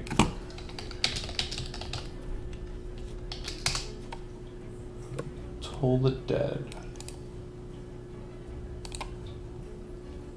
Thanks for being patient, guys. Bear with me here. That's why we're playtesting it. Yeah, just gotta make sure the flavor stays right. I took out, they normally could cast Shield of Faith, but that spell's pointless. Not for you guys, it's super great, but they have 11 AC. So it's super pointless. So I instead gave the whips Cure Wounds. And then, yeah, Sacred Flame's not doing it for me. Toll the Dead is Necromancy. Digging that. That's on message. And it's a Wisdom saving throw instead. So the die roll you rolled would have still probably, it was a 4. Your Wisdom modifier is like what, 3? It still wouldn't have beat my. It was 0. It's 0. It's the same. Oh no! When you go Crocodile, it doesn't change your mental stats. You keep Intelligence, Wisdom, and Charisma of yourself. Oh, I have no idea. Okay, that's fine. Whatever. Okay. So hold on. So what kind of what was it? Was it a Wisdom? It would have been a Wisdom saving throw, but it's you still rolled... 0. It's still 0. Oh, you're a weird druid. Yeah, I don't. I'm a combat druid. I don't give a crap about spells. Fair enough. Nice. Nice. It's all fighting all the time. All fight, all bite. I love it. So then that would have worked, and then Toll the Dead says 1d8 necrotic damage, but if the target has taken any damage, it's a d12 instead. I already rolled a 3. We're keeping that, so the damage is staying the same. For me, that's what I'm changing. I understand. The whips will cast Toll the Dead. Alright. It'll go to the regular, just grunts. In Undercommon, the priest says something. The Loxodon understands. In Undercommon, it says, kill the big thing. And the no, we will not. Smaller Kuatoa will attack it. Now, these ones are this is the first time you'll see them attack full itinerary. They draw out their 2 daggers, and we'll just start going to town. Each one gets 1 attack with each of their daggers, so 2 total per. First attack, second attack, third attack, fourth attack. What's your AC? You hit on 3 of those attacks. Okay. As a reaction, can I do my protect? Disadvantage against one of those attacks, but I think the lowest was 13, so it still would have gone through, right, Andy?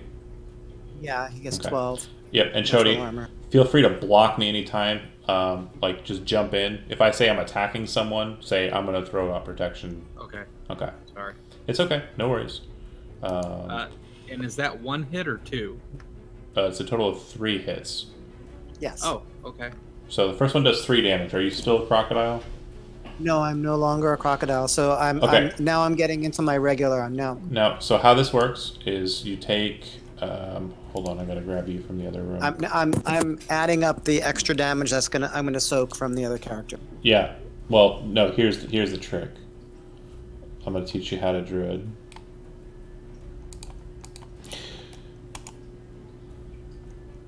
Where was this in Moon's Remorse? What, kindness? I fell out of the sky, man. Yeah, I taught you how to. Now you're a tree. So, Andy, when you shift back into shape, you do not stand in the same space. You're smaller. So place yourself in any one of the 4 squares that you would occupy. Do you see how this is advantageous? Oh, it's certainly.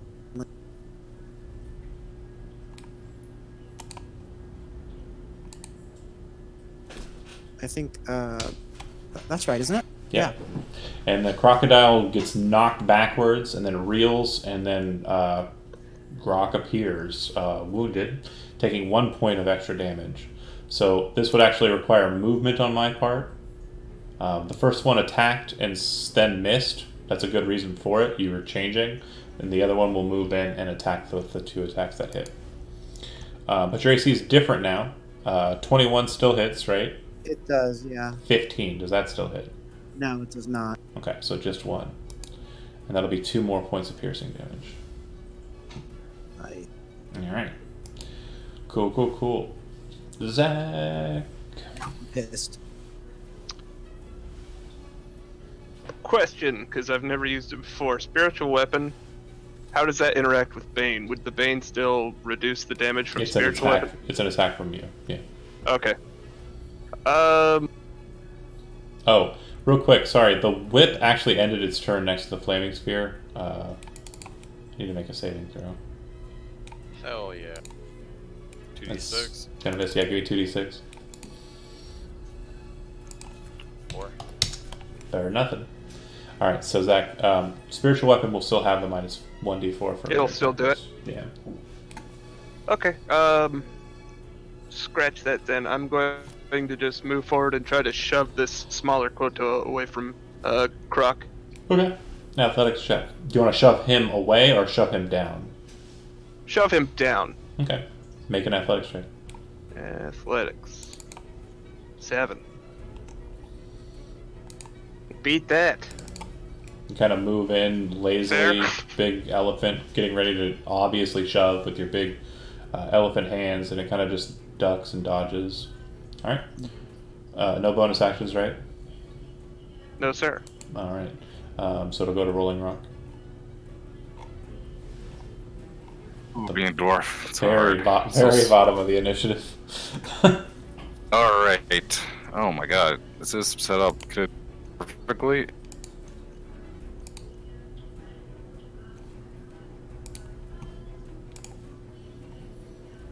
Miss 1. Okay. Let's do a shatter. Same spot. It'll center from where the sphere is, so I don't hit my home.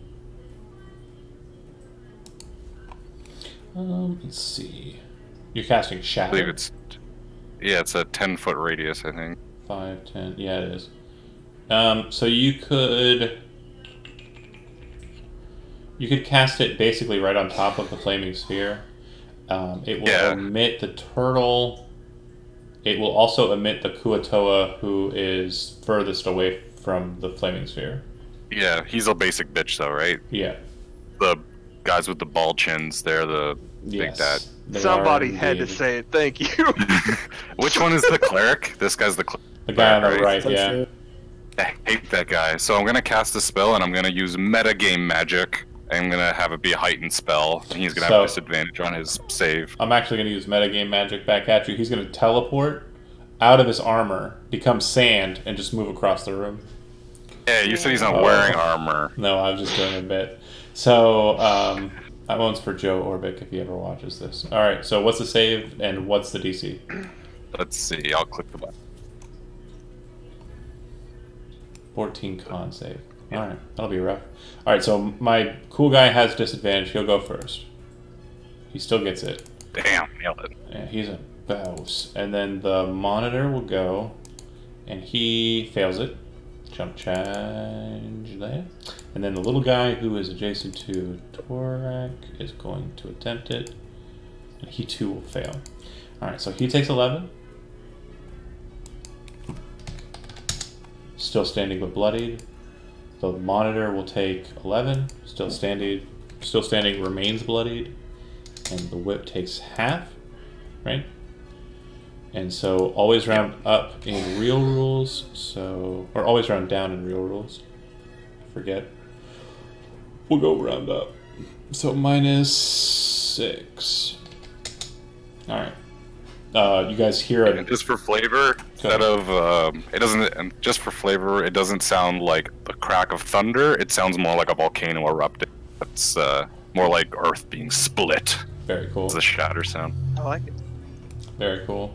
Alright, to the top, the monitor, seeing the situation as it stands, does not like being next to fire, also understands that the turtle is a tough nut to crack, will step forward, remaining adjacent to the turtle, and beat the crap out of this half-orc.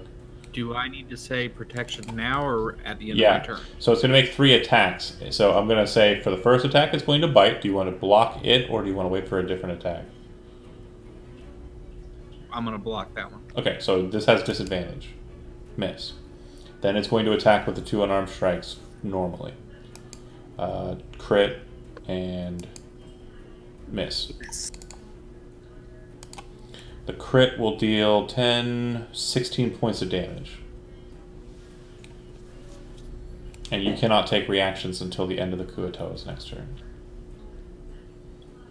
Basically, it bites, and you kind of interpose your shield on the top of its face. Then it reaches under the shield and goes, punch, bzz, and then punch, miss. Alright. Chody, your shield against its face, it's right there next to you. There's also... I'm going to swing at it. I'm no longer on the tracker. I think that my turn was kind of skipped. Oh, the turtle got... or the crocodile got killed. What's your initiative? Do you remember? No, but I can go back up. It was 20. 20. Yeah, so you would actually have gone before the monitor. Sorry. Yeah, Sansa timing it, though. For sanity, here's what we'll do to make it nice and fair. You can take your turn. My turn still happens, but if you're moving away from the Kuatoa, any of them, for this turn and this turn alone, you do not provoke opportunity attacks. I think that's a fair and balanced exchange. If you plan on moving away, you will not provoke opportunity attacks. Yeah, I'm not doing that though. Okay. Yeah, so you would have been in melee combat with it anyways. So. Okay, you see Grok turn into a dire. You're already using your second wild shape? Alright. This is a hard one. So go ahead and place yourself over your token. You have to be touching at least 1 square, but you can appear... You can basically, as long as one of the 4 squares of the direwolf token has Grok in it, you can change into that position. So place yourself wherever you'd like. You cannot be in a wall, though. I can't? You can, however, be over other people. Like that? You can go over other people. Like, there you go. Okay. So what that will do... It's going to shunt. And what that means is this one goes back and this one goes forward. Basically, as the hallway fills with fur and fang, the fish are pushed aside. This movement does not provoke opportunity attacks. I'm going to then use my action to attack Okay. this one. The monitor. And because I have an ally adjacent, I have advantage on the attack with Pack Tactic.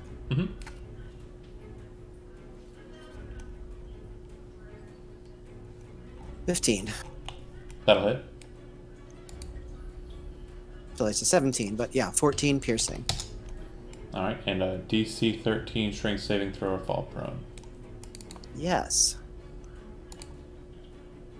He is prone. Nice. All right. And any movement? No. Okay. I'm gonna stay right here. Cool, cool, cool, cool, cool. All right, Kevin, you're up.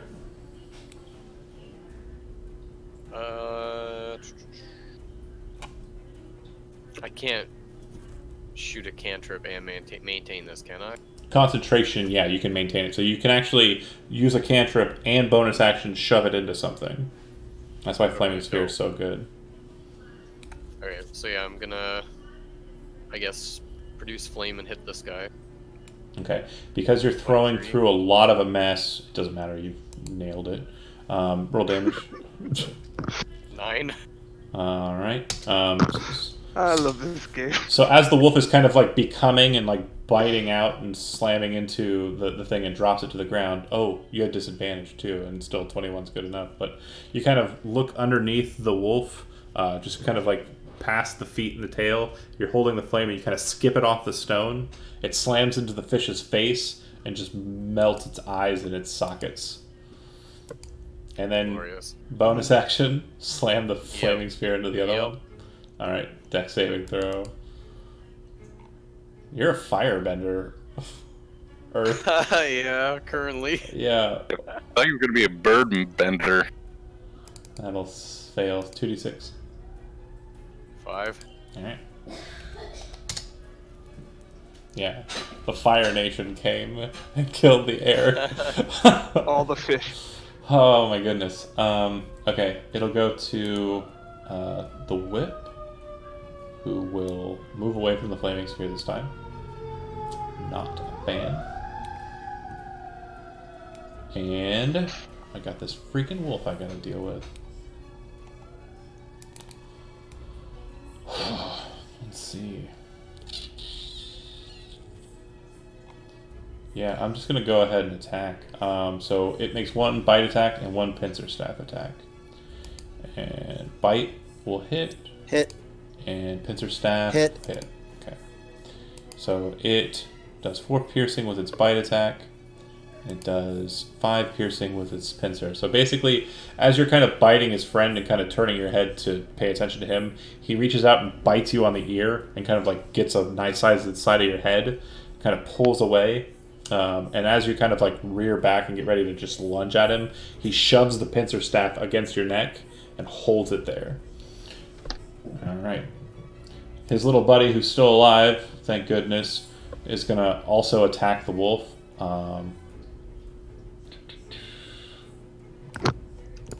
Anything from you, Chody, reaction-wise? Just making sure you know it's out I there. have to wait till his next turn, right?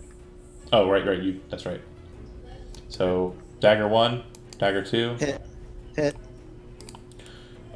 4, and 5. So 9 total. Alright. Meat shield. Literally. Zach. Get him. So I'm still baned. Oh, I gotta roll concentration check, thanks. Oh, cool. Yeah, he's still good on Bane, yep. Man. In that case, I will... I don't have much combat spells. I'm just going to flat out attack this smaller one Okay. with mace. 7. Swing and a miss. Hold on a I'm sec. just hanging in there. So, yeah. Okay. Alright, so yeah, they do not use the sticky shield. Okay, swing and a miss. Correct. Rolling rock. Alright, I gotta reload my Yeah, I'm Thing paying like- attention, Andy. crash. Okay. Do you want to hold? I'm loading in. Don't worry. Okay. Guy right in front of us, swinging him. He, Little guy. Okay. Thank you. Sorry, Elephant, Nothing but he trouble. he tried to bash him, and He missed, yeah. alright. Has he been hit at all, or is he, like, pretty... That guy's fresh. He's just been moved around a bit. He's not getting shuffled. I swung at him so many times. Alright, Like a little sticky ninja. try to electrocute him. Okay. Here. Ooh. God, Crit fail. He is apparently I immortal. hate this guy. Alright. The 20. So Andy, you're up. Yep. So we'll do this. Against the cleric, right? No. Oh, you're healing yourself with your bonus action. Got it. Using a 3rd level spell. Okay. Yep. Actually, that's more. Hold on. That's more.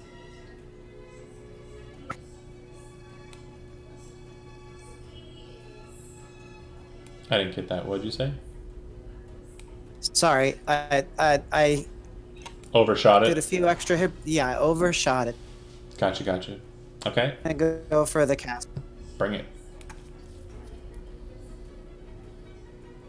And I still have advantage. Correct. That'll crit. Crit. Wait, hold on a second. For pack tactics, you have to have an adjacent ally, right? I do. You do not. We're here, buddy. No. Adjacent to the enemy. Yeah, adjacent to the enemy. Not I'm you. adjacent to him himself. Okay. I'm not adjacent to his enemy. Okay. Yeah. So just a regular damage. So it's going to be the 13 piercing. 13. Crud. Sorry to do it to Sorry, you. I'd have loved. No, it's fine. I didn't understand the rules. Perfectly fine. He's going to make a strength saving throw and fail. He is prone. Alright. Chody. Swing on this dude's dome. Yeah, bunch of wolf butt the other direction. Might as well focus up on the fish. Swinging a hit. Pretty sure that's a dead fish. Did you Yeah. attack the top one? 23. Yeah, you basically just you hear a tune playing in the background, boom, boom, boom, boom, and just smash the thing. Is that fiery thing still out there burning? Yep. It is still there? Yeah, the flaming sphere. You can still see it. Okay, cool. So if you're standing adjacent to it, you get burned? If you end your turn adjacent to it, you get burned. Yeah. Go over here. Okay. Perf. Now I have an ally adjacent. There you go, Kevin. buddy. My turn. Mhm. I guess bump this one with the ball. Okay. Move it adjacent, please. Yeah. And then produce flame at this one. Okay. 24. It fails, so roll me 2d6, and then 24 hits. Roll me 7 fire damage on that one. Okay. 11 on the bump, and yeah, 7 for produce flame. Cool. The bump will bloody. It'll go to it. It will... Not liking the situation it's in.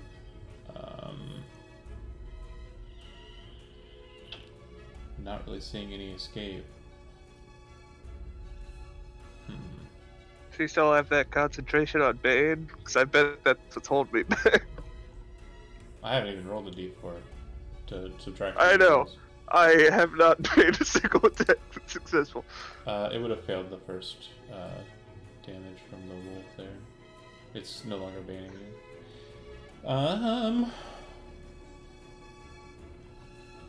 I'll cast Toll the Dead on Chody.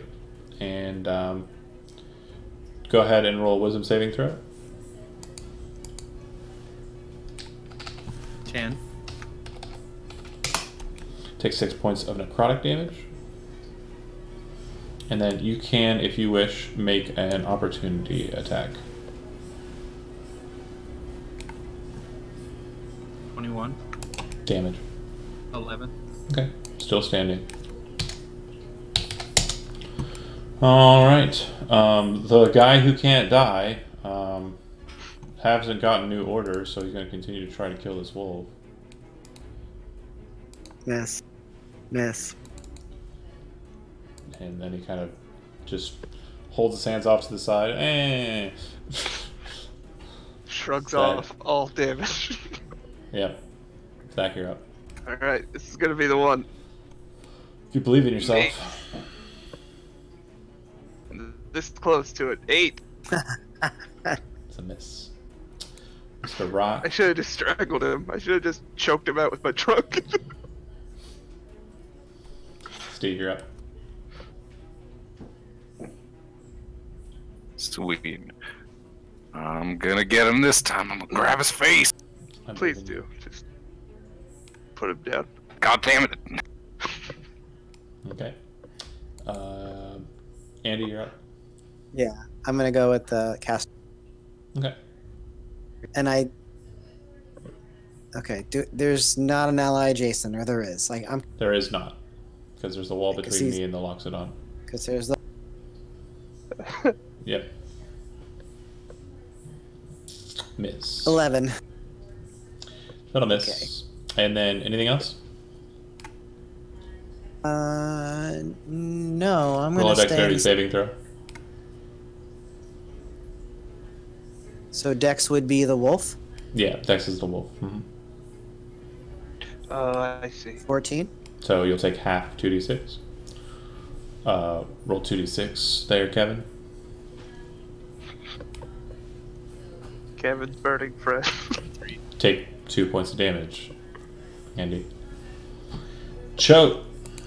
You're up.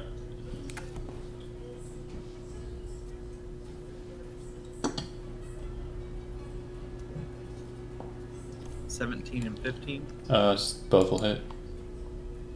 8 and 12, 12. 20. Yeah, that'll kill him. Alright. Yep. And anything else? Yeah, I will continue to move. Okay. Okay. Kevin, this guy looks like he's not terribly happy with his position in his life. Looks like everything's kind of turned around for the negative. I mean, he's done fine. Questioning his choices. Just a day ago, him and his friends were eating some, roasted bandit, and now... I stand here. Can I pull him with Thorn Whip and do what I was thinking? Yeah, go ahead and make a Thorn Whip attack. See what happens. That'll hit. Oh my god. Roll damage. What? Alright, he's still alive. And you're pulling him... Pull him through all these big men. Now I'm gonna double check. I need to make sure. Right? And this is something that doesn't come up. very often. I don't think it does. Yeah, I think there's. Much as I'd love to just watch him be dragged and beat. I think it has to be a willing movement. Yeah. I think it has to be willing, but I'm not sure. You can make an I don't know opportunity what attack when a possessed you. hostile creature that you can see moves out of your reach. To make the opportunity attack, you can use.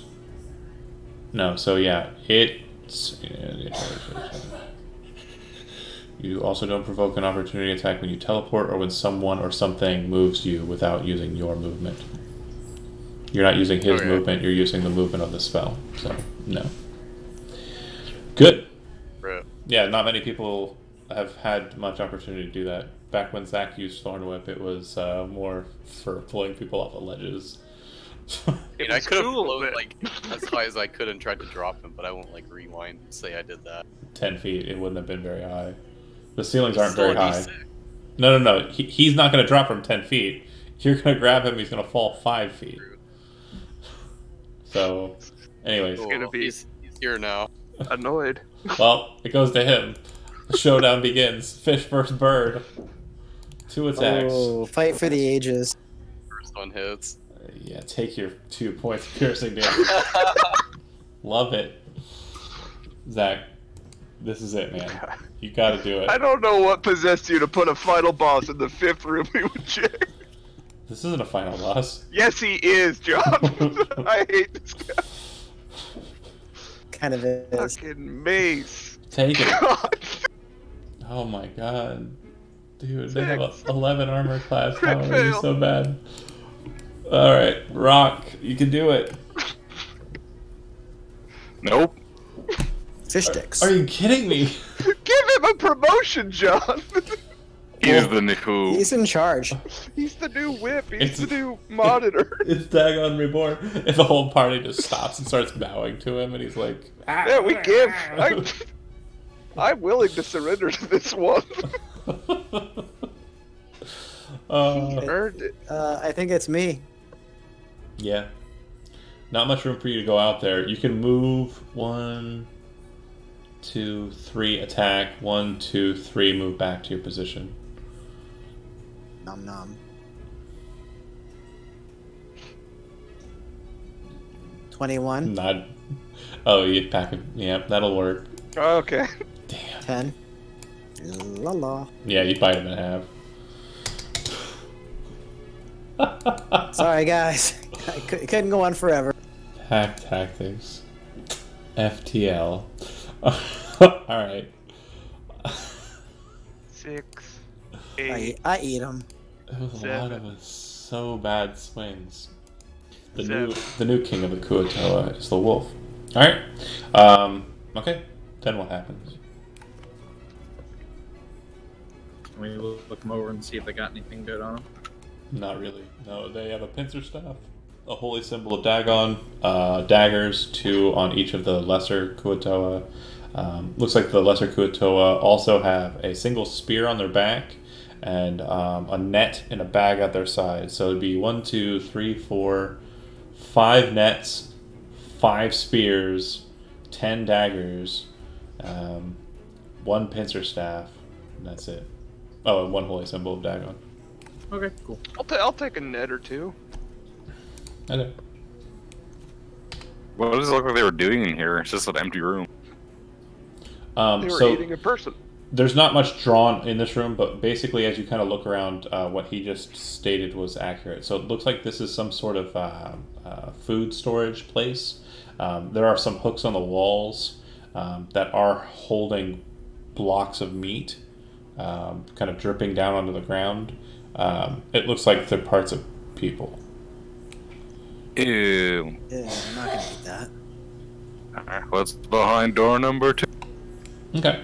So the door that you're kind of moving up to here, it looks like there's actual barring on this side, kind of blocking this door. So they were locking themselves away from something. Well, it looks like they were closing off the next section of the chamber. Yeah. There is writing in Undercommon, which says, keep out, be wary. Seems safe. We should go through it. I insist it says bathroom, and Okay. I'm gonna unbar that door. So this side chamber here, I haven't really designed it yet. It's just a really weird shaped room, and I haven't really given it much thought, and I don't know how it's going to relate yet. So you're in one of the empty spaces that has yet to be determined. But there is a door to the south. Oh, okay. It's not a dead end of empty space. It's Oh, just no. one Yeah, empty corridor. It's okay. basically like the chamber that you've entered in. It looked like it was pre Kuatoa takeover. Was designed as kind of like a food storage place where you would hang game that you killed, or possibly like herbs and such that you'd caught out in the wilds there, the wild herbs, and hang those on walls and such. But they've been repurposed for the gruesome task of holding up parts of bandits. For those of you who have done Chase the Sun before, you recall that there was kind of like a bandit group that's doing some illicit trades and are kind of tethered with the hobgoblins out and about. It looks like some of the people who have fallen victim to the beast within the lake are currently on those walls. That said, the door to the south does lead into another section of the chamber. This, like I said, appears to be some sort of storage facility. And when you open it up, you'll note that there is a hallway, and it looks like the color of the stone to the left is different than the passageway to the right. It looks like there's white stone, kind of almost marble-like, on the eastern wall and the eastern floor as well. And then the stone kind of is just normal color tone to the south. I'd point out the change in flooring to hoping he would have any kind of insight to if it means anything to us. Okay. Is like the white, is it marble or is it different kind of stone, or is it? It looks marble-esque, but it definitely has a difference in texture and tone than the stone that you've been walking on so far. But when you kind of look around the corner and see what's beyond, you see that there's a very large bronze basin with a series of strange pipes that kind of extend over the basin. Based on what you're looking at, it does look like it's some sort of plumbing system that allows you to draw water into that basin. It doesn't look like there's any water in it. It doesn't look like it's dripping or anything. Is there like a crank or anything, or like a pump? Yeah, basically it's kind of like a spigot system, and so you can kind of turn it on if you want to. I do so. Nothing comes out. Interesting. Based on your kind of just inspection of it, though, you notice that the pipes do run down behind the basin, connected to the wall, and it looks like they descend into the floor. So whatever reservoir they're pulling from is in the earth. Hmm.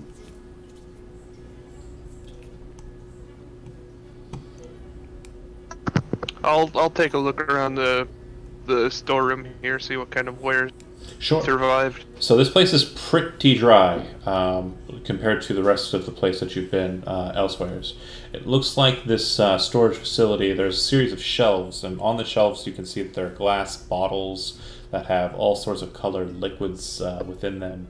There are a couple of jars that look like they have brine in them and pickled what have you. Nothing crazy, nothing weird. It looks like, pickled cucumbers or pickles, pickled onions, pickled olives, and the like. All sorts of goods that don't look like they've gone too far south. Like, they've definitely been down here for a long time. They've started to develop kind of like that salty brine, like crust around it, that whitish color if you leave pickled goods for too long. But yeah, still probably serviceable and edible. The boxes, when you open up a couple of them, you'll notice that the boxes have several dozen in each box bottles of wine. And a couple of these barrels present seem to be filled with wine as well. The labels on these have since kind of like degraded to a point where they're not legible. But it looks like this is very old wine. The bottle style is very different to wine bottles that you've seen in the city proper nowadays. Wine, you say? If nothing else, this could fetch a price.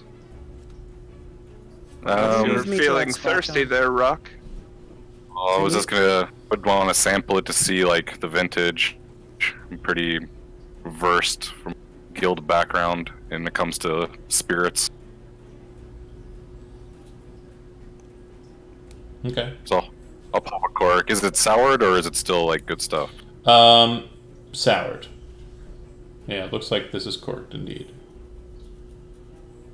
Yeah, I spit it out, and then I actually take a swig from my own gourd, kind of like gargle it a little bit. It's like, bah, awful stuff. Yeah, it definitely has a very vinegary, just like very, very, very vinegary taste to it. I'll try some of the pickles. Yeah. Crack open it. Oh, I'll try some pickled onion. That sounds nice. Salty and just strange tasting, but it doesn't make you immediately vomit. Deal. Yeah. Looking around though, if you're kind of just investigating every little detail, you can go ahead and make an investigation check if you'd like. I am not so versed in investigation, but I'll try it. I'm poking around. 15. Not bad. As you're kind of, pondering about looking through stuff, you do find one bottle of wine that seems to be kind of up on a higher shelf. You're able to reach it with your trunk, bring it down to you, and it looks like the label is still kind of present. Based on the year that's present here, it looks like this is from before the Sundering, like well before, like the bad times of Faerun, during like the older eras of when Mistra was a goddess and all that. Very old bottle of wine. Just based on what you're able to gather and probably what the dwarf is able to interject, the bottle of wine here is probably worth a good 500 gold pieces by itself. I passed the wine bottle over to Rolling Rock. Keepsake for your travels. Aye, thank you. We'll take this back to the guild. Perhaps we can discern the recipe. Bring this vintage back into the mainstream. Okay. There does appear to be a side passage there, another small storeroom off to the side, as you should be able to see. If anybody else has any questions besides the Loxodon about anything present here, feel free to ask them.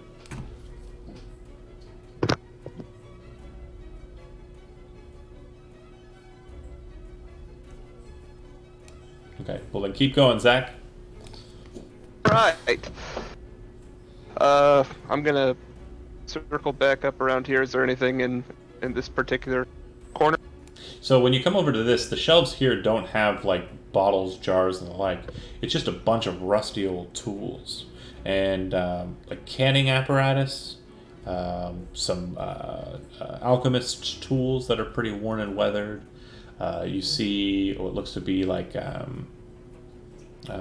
several empty jars and bottles, and it looks like just a lot of tools for the storing of products. Like if you were wanting to store stuff, this would be where you would get the tools to do it. I'll leave it unbothered. I don't see any. Everything though is still ordered and in its place. It's just time worn. Yeah, there do appear to be pieces missing. Like, it doesn't seem that the collection is complete.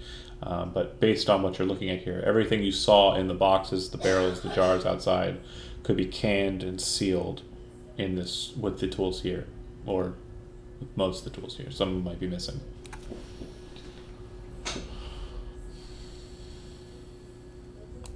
All right. Did my turtley friend find anything?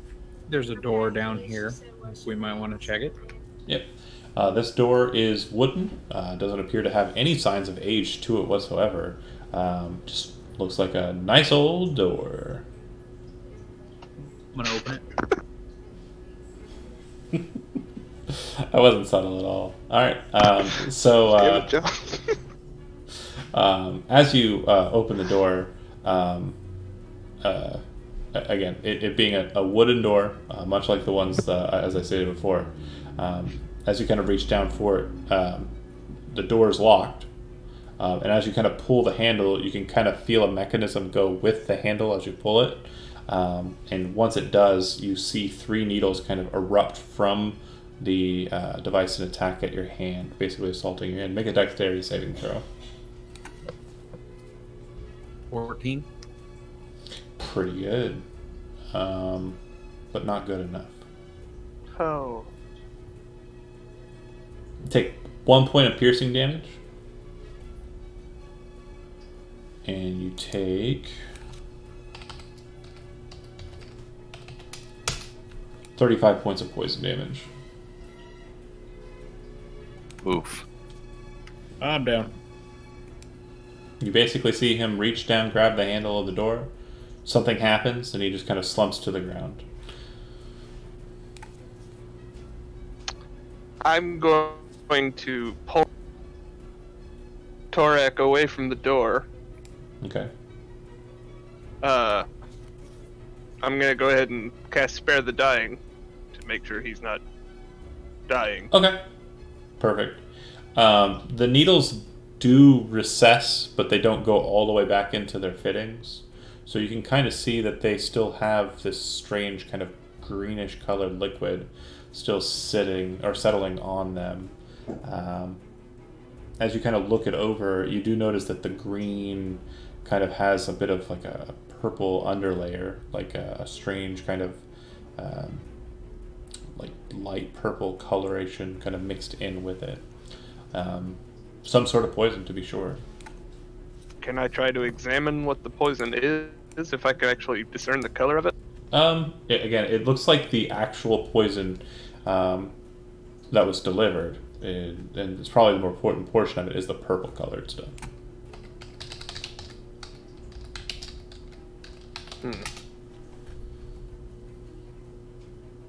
Does anyone have any way to disarm?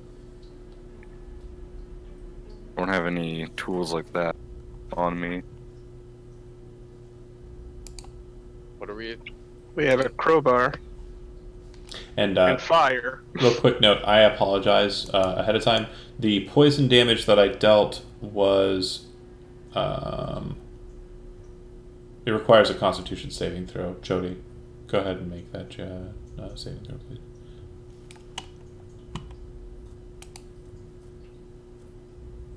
Or Okay, so you would have failed.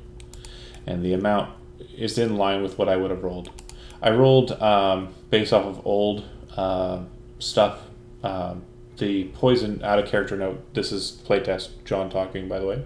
The poison in question is purple worm extract, which is a saving throw DC of 19, and it deals 12d6 poison damage. However, older versions of purple worm extract that I have did a different amount of damage. This is from 4th edition, back when I used to play a cool assassin kid. But anyways, point of the matter is it would have done 35 damage easily, so that's more than enough, and it fits with where we're at. Okay, cool. He is down though. and spared dying, I'm just stable, right? I'm not up. You're not up. You are unconscious and still technically in the dying condition, just stable. I'll get you. I was just making sure we were safe. Yep. Was Go ahead. Was the door locked and then it poisoned him? Yes. Basically, when he grabbed a hold of the handle, it was kind of a pull mechanism to open it, and when he pulled it, it caused the darts to slam into his hand. Cool. It's a good trap. It's a smart trap. We can't disarm it. We could The door, try to break it. but the door looks absolutely inconspicuous. Like, it doesn't look like somebody would waste a trap on that kind of door. That's what I was thinking. Yeah. It looks like it's made out of like a darker colored wood than the other doors you've seen upstairs, and it's set with iron, kind of like blackened wrought iron fixings. Oh, somebody bothered to do it. I'm gonna go ahead and cast Cure Wounds on Okay. Torek at 2nd level. That's good. Did it not roll the second D8? No, it's a 7 and a 6. Oh, I'm sorry. Okay, 13 for Jody. Cool. It's no 35. No, not at all. All right. Anybody else want to take a crack at the door? I'm Before gonna we do that, am I still feeling like I'm poisoned, or You I definitely went down, and came back up? like as your hip. There's no poisoned condition from the purple worm extract. Basically, it's just lots of poison damage straight to the dome. Yeah. I just didn't know if I needed to cast cleanse poison or anything on me. No. I'm good. No, yeah, it's just poison damage. You still feel poisoned in that you took a lot of damage and you haven't recovered it all, but other than that, you're fine. Can I use Mage Hand to see if the trap reset by like pulling on the hand? Yeah, you can definitely give it a go. Let's all stand aside. Okay. I'm pretty sure it's just a little prick. It's not gonna fucking launch. It's not gonna out launch the out. door. Oh, that's fair. That's fair. Yeah, hold on a second. Let me check my notes here. Mage Hand can lift 5 pounds. It can basically apply 5 pounds of pressure, right? Or is it 10? Double check. 10 pounds. So yeah, I can lift 10 pounds. It's not seeming to move the door handle at all. Damn, the door handle's heavy as shit. Need at least more than 10 pounds of force in order to like turn it. Well, not so much turn it as kind of pull it. It's kind of a I can't really describe it. I'm going to have to do a doodle of it since this is kind of important. But it's kind of a pull mechanism. Like you pull the handle and then it opens the door. While we're figuring that out, I'm going to cast Cure Wounds on myself as well. Okay. Oh, this might just be a dead end if none of us have a way to disarm the tree. Yeah, you guys don't have a rogue, to be sure. Unless you guys want to try to dismantle the door or something, but I feel like that would just take... I mean, we can just break it down, couldn't we? You can try. Yeah, you could take your sledgehammer to it, you know. Do it That's up, the thing. Turtle. Okay. If Rainbow Six Siege told me anything, it's that you can break down doors with sledgehammers. Are you going to attack it with your weapon and try and break it? I'm going to get hit by needles again, aren't I? It's a possibility. I'm not saying it's not. Spare the Dying is a cantrip. I can do it whenever I want to. We can always... Alright, man, let's hit this door. Okay. Is your weapon magical? It can be. No, is it right now? Is what I'm asking. No, it's not. You hit the door, it does nothing. Bummer. Hey, nothing is good after the last time. Steve, make an Arcana check.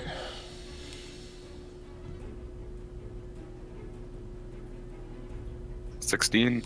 Yeah, you definitely notice a difference in the wood here than the wood upstairs. This door hasn't warped, it hasn't altered or changed at all. It's a darker colored wood than the wood that you've seen in other doors. This door appears to be made out of dark wood, which is a very strong metal-like substance, which is basically favored of druids for making shields, for making armors. Dark wood is very hard tree wood. Well, that's the end of that hallway. It's resistant Yep. to non-magical bludgeoning, slashing, and piercing. Yeah, unfortunately, I don't have the knock spell prepared or dispel magic or anything like that, so it might just be a dead end for us. Yep. The other thing too is the hinges are on the other side, so you can't pull that trick. It's a very, very secure door. Yeah. Got to be some sort of trick to it, though. Oh, for sure. If we just got Only we had a rogue. Or the key. Alright, so you guys move around the way there. You find another room with tools, which would be where you're at right now, Steve. And there's a door here on the south wall. There's also a hallway with the white stone flooring that leads out and diagonal away from what you presume is the central complex. But now that you're thinking about it, you've already moved away from the complex. It seems that that's actually heading back towards the complex, underneath it. So this would be like where the mosaic was, one floor down. Or underneath the mosaic directly. Yeah. Ooh. And the module's called Chase the Sun, and the mosaic was a sun. Maybe we should talk shit. Perfectly acceptable.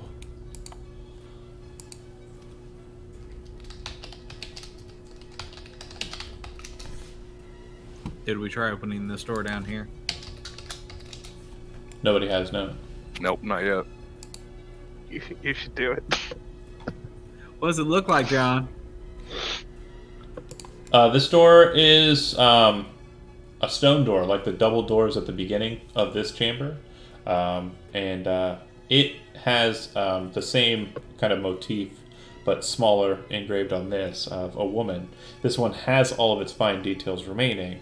And instead of holding a cornucopia and handing out what appeared to be an octagon, she instead has her hands holding two tools, a hammer and a sickle. No little holes in the handle or anything? Nope, just a door handle. Alright, I'm gonna try opening it.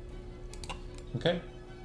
You open up the door, and inside you find what appears to be a white stone floor, and it enters into what appears to be a workroom. There are two counter spaces there. Several of the tools that you presumed were missing from the shelves in the other rooms are present here. These ones are not rusted, however, and what you see are brewer's supplies, alchemist's tools, and weaver's tools.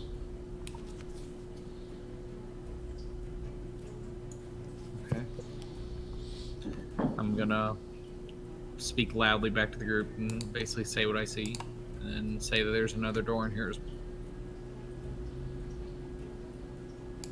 The door, based on what you're seeing, leads out into the main that hallway that leads out and away.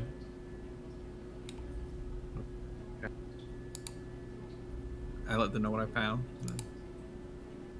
Okay. Mm.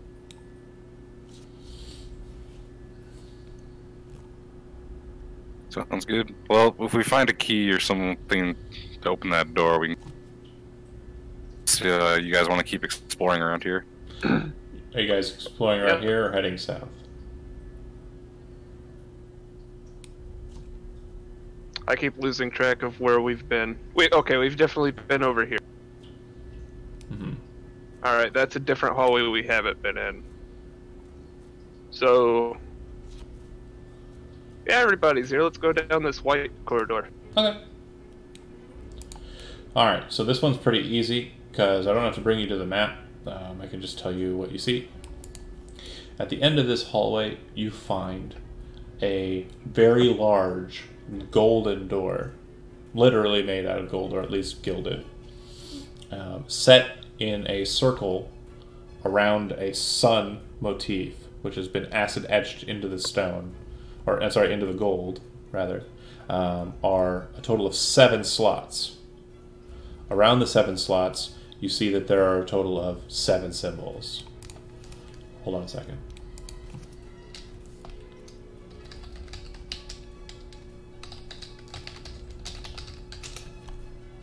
So you have, bear with me here, a triangle pointed down, which is the bottommost of the symbols, an octagon, a square. Oh my god, why is my brain not working? Hold on a second. Why did I not write this? Bear with me here. Playtest, John. Oh yeah, no, for sure. 1, 2, 3, 4, 5, 6, 7. So, triangle, square, actually, they should. Yeah, that's what I wanted to do. They should be kind of two-dimensional drawings of three-dimensional shapes. Apologies. So when I said octagon earlier, I meant dodecahedron. No, I didn't. Oh, I'm the worst. This puzzle's really good, and I just need to figure out the wording. The point of it is it's the dice that are sitting out in front of you, if you have real dice.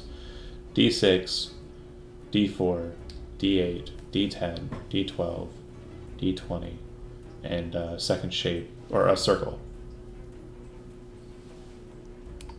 So D4, D6, D8, D10, D12, D20, circle.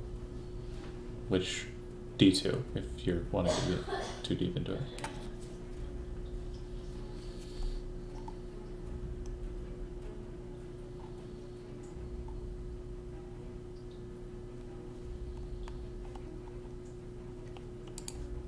And in each of those shapes, there's a hole. Apologies. Thank you for being patient. In each one of the shapes, like in the center of the shape, is a hole, and the hole appears to be fluted down. Not so much that you put something in, but maybe some, based on the design of it, maybe something that you pour something into.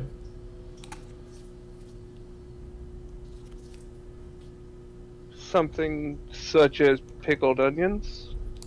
Yeah, that's exactly what you solved it. That was a really good puzzle, and you totally got it. Sorry to do that to you, John. First try and swish. Slide the pickles in. Nice. Damn. Gotta bring this guy more often. Yeah, there's 8 shape, like 7. 8 settings, 7 settings, different shape. Yep, different shape around the holes, and the holes appear to be kind of fluted down instead of straight in, so they go at an angle downwards. And then they are all around, in the center, a sun.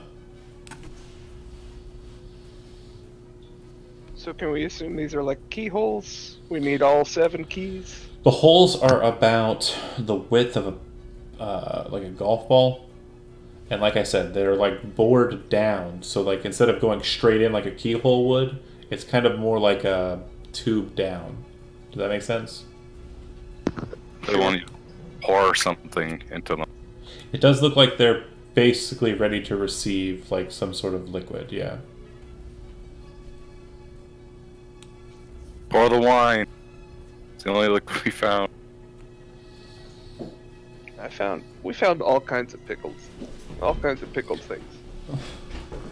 The turtle found purple worm poison. Purple poison. And we also found a lot of Quotoa blood. There's all the water upstairs. 7 different liquids.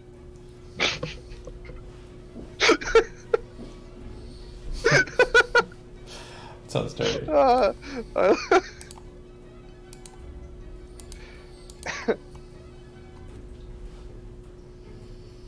Well, any bright ideas there, Kevin? Oh, I'm with you guys. Like, Creech, I'm sorry, Creech is your name. either we go start putting random liquids in the holes, or like, I don't know. Wasn't there on the door before we fought the Kotoa? Wasn't there? Yeah, like, we've a already sheet? seen the octagon. Yeah. So We the walked through octagon the door. octagon door to get here. Yeah, but what was behind the octagon door? Just a bunch of fishmen. So I don't know. Oh, it's where they were eating the dead bandit. Let's go back to that room and see if we can't find anything that pertains to this door.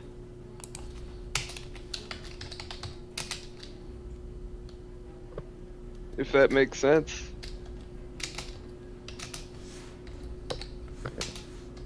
Nothing makes sense in this hellhole. I'm just grasping at straws and looking for feedback. Another basin.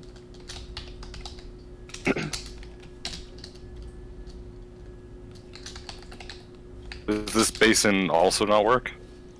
What basin? Top right. Oh, that's the one that doesn't work. That's the only one. Oh, you went around and outside. Sorry. Oh, no. Hold on. I apologize. Yeah, I'm just running around now. Thank you. Good. When you come to the basin, up there, bear with me here. That makes sense, the basin. Yeah, I thought you were going to go in a different direction. You did backtrack. So this basin is a bit different in that it's much more ornate. On the exterior of the basin, you see that there's a lot of acid etching that's basically formed a design. And it looks like 3 points of movement of the sun kind of across like an ornate landscape on the outside of the basin. All right? On the back end of the basin where there would be pipes, instead of there being any pipes, there's just a symbol very similar to the same patterning, showing the suns kind of moving across the landscape. 3 suns, one kind of in evening time, one kind of in morning time, and one kind of in noon time. So yeah, that said, the basin's completely empty, but at the very bottom of the basin, you can see that there's a small drain spout that leads into the wall behind it. There's no nozzles or anything to turn it on, so you're just like an empty basin. Correct. It looks exactly like that, an empty basin. Peculiar. Almost like we have to get the plumbing going again. Let's just get the water pumping. Oh. So the pipe in the back isn't really a pipe. I forgot to mention something back in the storage room. This might give it away too, and I apologize. This is for better DMs to hopefully read in between the lines. But back in the other chamber, some of the barrels in the storage chamber, and this is just going to give it away, I think. Maybe. We'll see. There was a lot of... it wasn't all beer and wine. One section of it was beer and wine, and then the other section was, the pickled stuff. And then there's another section which has barrels that are filled with coffee grounds. As search as you might, there is no cocaine in those coffee grounds, but I hear that's a thing. I don't know what I'm talking about. But yeah, coffee grounds. Oh, we gotta pour coffee grounds onto the gold door. Thanks, John. Coffee Gave it machine, away. dude. No, yeah, no, is no, this no. a giant golden espresso machine? Sorry, never mind. Again, it's a lot easier to be to know the puzzle's solution when you have it right here in front of you. Yeah, that would You do wrote the puzzle, didn't you? Yeah. Yeah, what? That's why it's a lot so easier to know easy. the I answer, and invented it's it. right here. No. Look Right. at me in the- I'm just saying. Like, I sometimes forget that like saying something isn't going to tip my hat as much as I think it's going to. What kind of idiot can't hack into my email? The password's right there. Right? Tell me about it, man. Jeez. Oh, maybe the key for the door is in the coffee grounds, like a prison cake. You know, it's buried in one of the barrels. Rolling Rock's done time. That's not it at all. Okay, Well- explain the thing about the pipe on the back of the basin. You said it's not a pipe; it's a sequence of sun shapes. So, okay, on the basin itself, it shows kind of a series of suns. One on the left would be the sun at morning. The one in the middle is like the sun at high noon. The one on the right is the sun descending into evening time. And basically, the way that it's kind of patterned, it kind of details the time change, the time shift. And this pattern is duplicated on the back wall. And then I guess who was the first person to investigate it? Steve? I think it was Rock. Yeah, can you Yeah. make an investigation check for me? You Sure. drink coffee when the sun rises.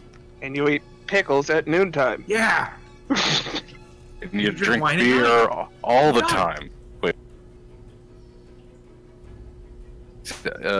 Insight investigation. Oh, investigation. Intelligence investigation, yeah. Oh, that's a hard 2. Okay. Yes. So yeah, you don't notice it. Got it.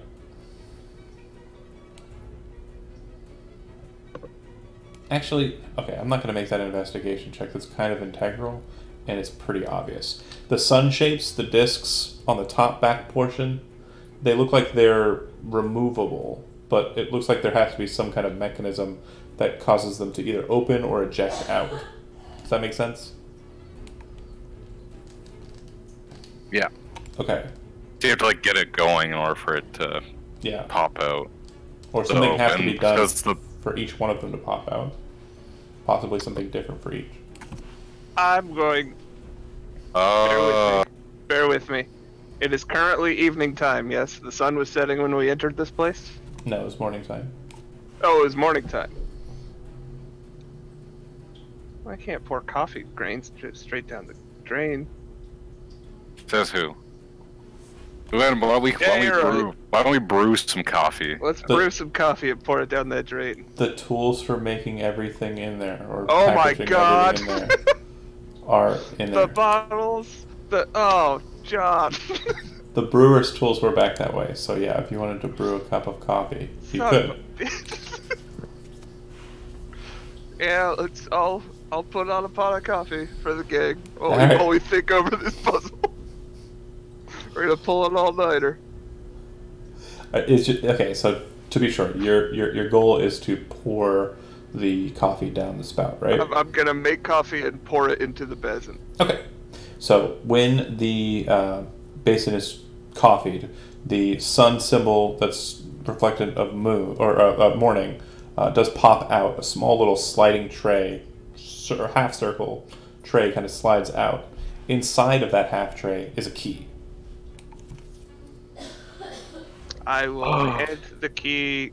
The key is very ornate. It is very complicated. It looks like it would be to something very specific.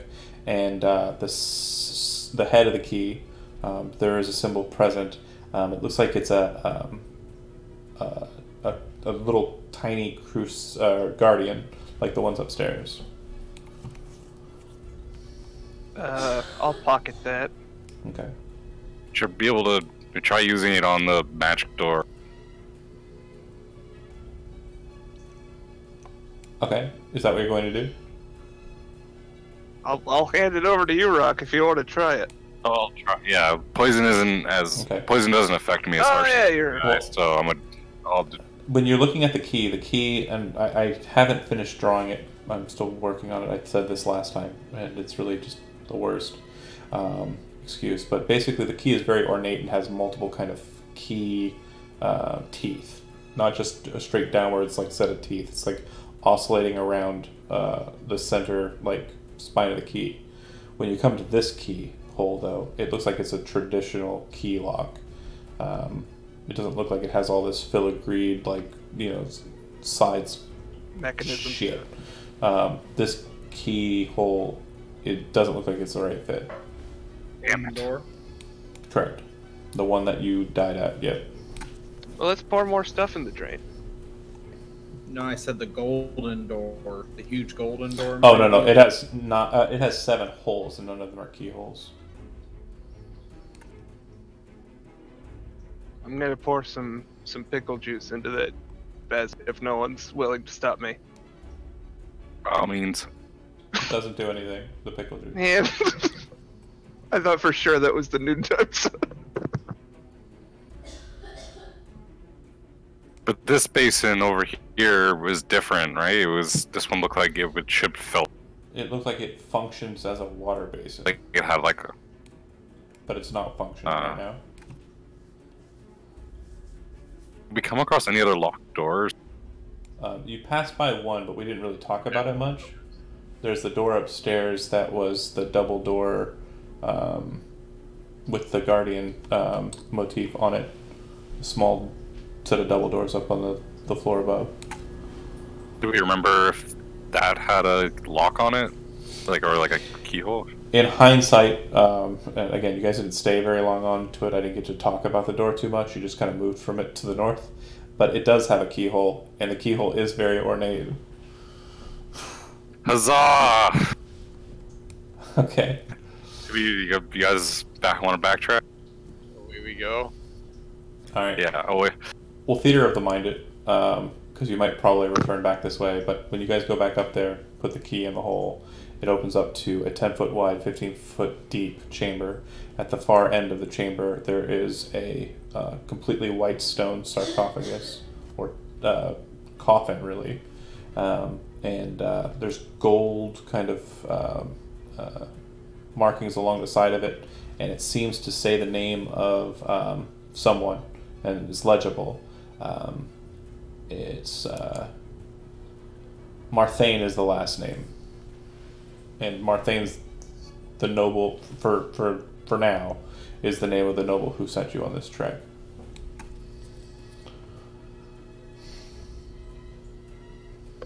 What was our end goal? We were recovering relics. We were And recovering artifacts for Okay. the noble in question. Yeah. Gotcha. Did he tell us that this was like his ancestral temple or anything? He didn't really know. Interesting. Well, it looks like He one didn't of his say so, or he ancestors- didn't know. He didn't say so. So you said the coffin is very ornate and stuff, right? It's made out of the same white stone as the white stone on the floor So below. similar to marble. Yeah. Just gonna call it marble. It sounds like it'll be easier that way. Yes, it's marble. The only reason I'm opposed to saying it's marble is because I remember playing in a game ran by a friend of mine named Tom, and he said that the floor in this temple chamber was made out of lapis lazuli, and instead of doing the quest that he wanted us to do, we just took the floor, loaded it on the boat, went back to the city, sold it for a shit ton of money, and just lived off of the wealth of that for a long time. So, I apologize. That's the only reason I'm hesitant to say, yes, it's marble. Floor is made of gems, but you don't say. Well, game over. We win. But yeah, marble. Is that the only thing in the room? Are there like treasures or offerings or trinkets or anything? That is it. Just the sarcophagus, or just the coffin. shall we desecrate? And So I was a little gonna peek. say, did he, like, give us any kind of implication that we shouldn't desecrate his ancestors' shit, or did he want us to come in and desecrate his ancestors' shit and bring it? 'Cause Job that seems is like two very opposing and bad things. job is get ancient artifacts and relics for man. If Alright, I guess we're desecrating. if they go to desecrate, I'm gonna say I don't agree with this, and I'll leave the room. All right. Press A to desecrate. Press A. When you pop open, I went to the bathroom. I vote desecrate. Right, I was gonna say we need at least one beefy guy to desecrate with us, because two casters like, oh, what's in here? Oh, a lich. Oh, okay. Rock starts peeing on everything. because he's still a dog. The lid opens up, sure enough, and inside there is the skeletal remains of some sort of knight. He is wearing half-plate armor, very ornate. Looks like it's made out of mithril. He has a longsword, which is very finely crafted, and it appears to have a strange symbol on it. When you were approaching the temple and the spire at top, the symbol at top was a cross with the two two side points connected to the top point, like an arrow pointing straight up into the sky. Oh, so this was your setting. It would be that, but yeah. That said, the sword has the same symbol on it. It doesn't look like it's rusted at all. Neither does the mithril armor. But he's a skeleton, right? Like he's. Yeah. All right, take all the things. And he also has a signet ring, which appears to have the same crest, a little different stylistically, but the same crest as the noble who gave you this job. Take all the things. Okay. This seems like the kind of stuff you would want. Thing, Artifacts. signet ring, longsword, and half plate, mithril half plate.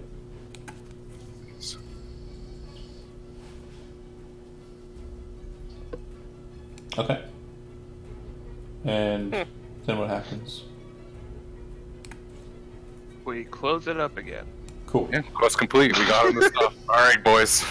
Yeah. No, so I've run into enough undead in the past to know you close the thing. real talk, that's totally fine. Like, that is an ending point. Like, that's the very first time I ran it.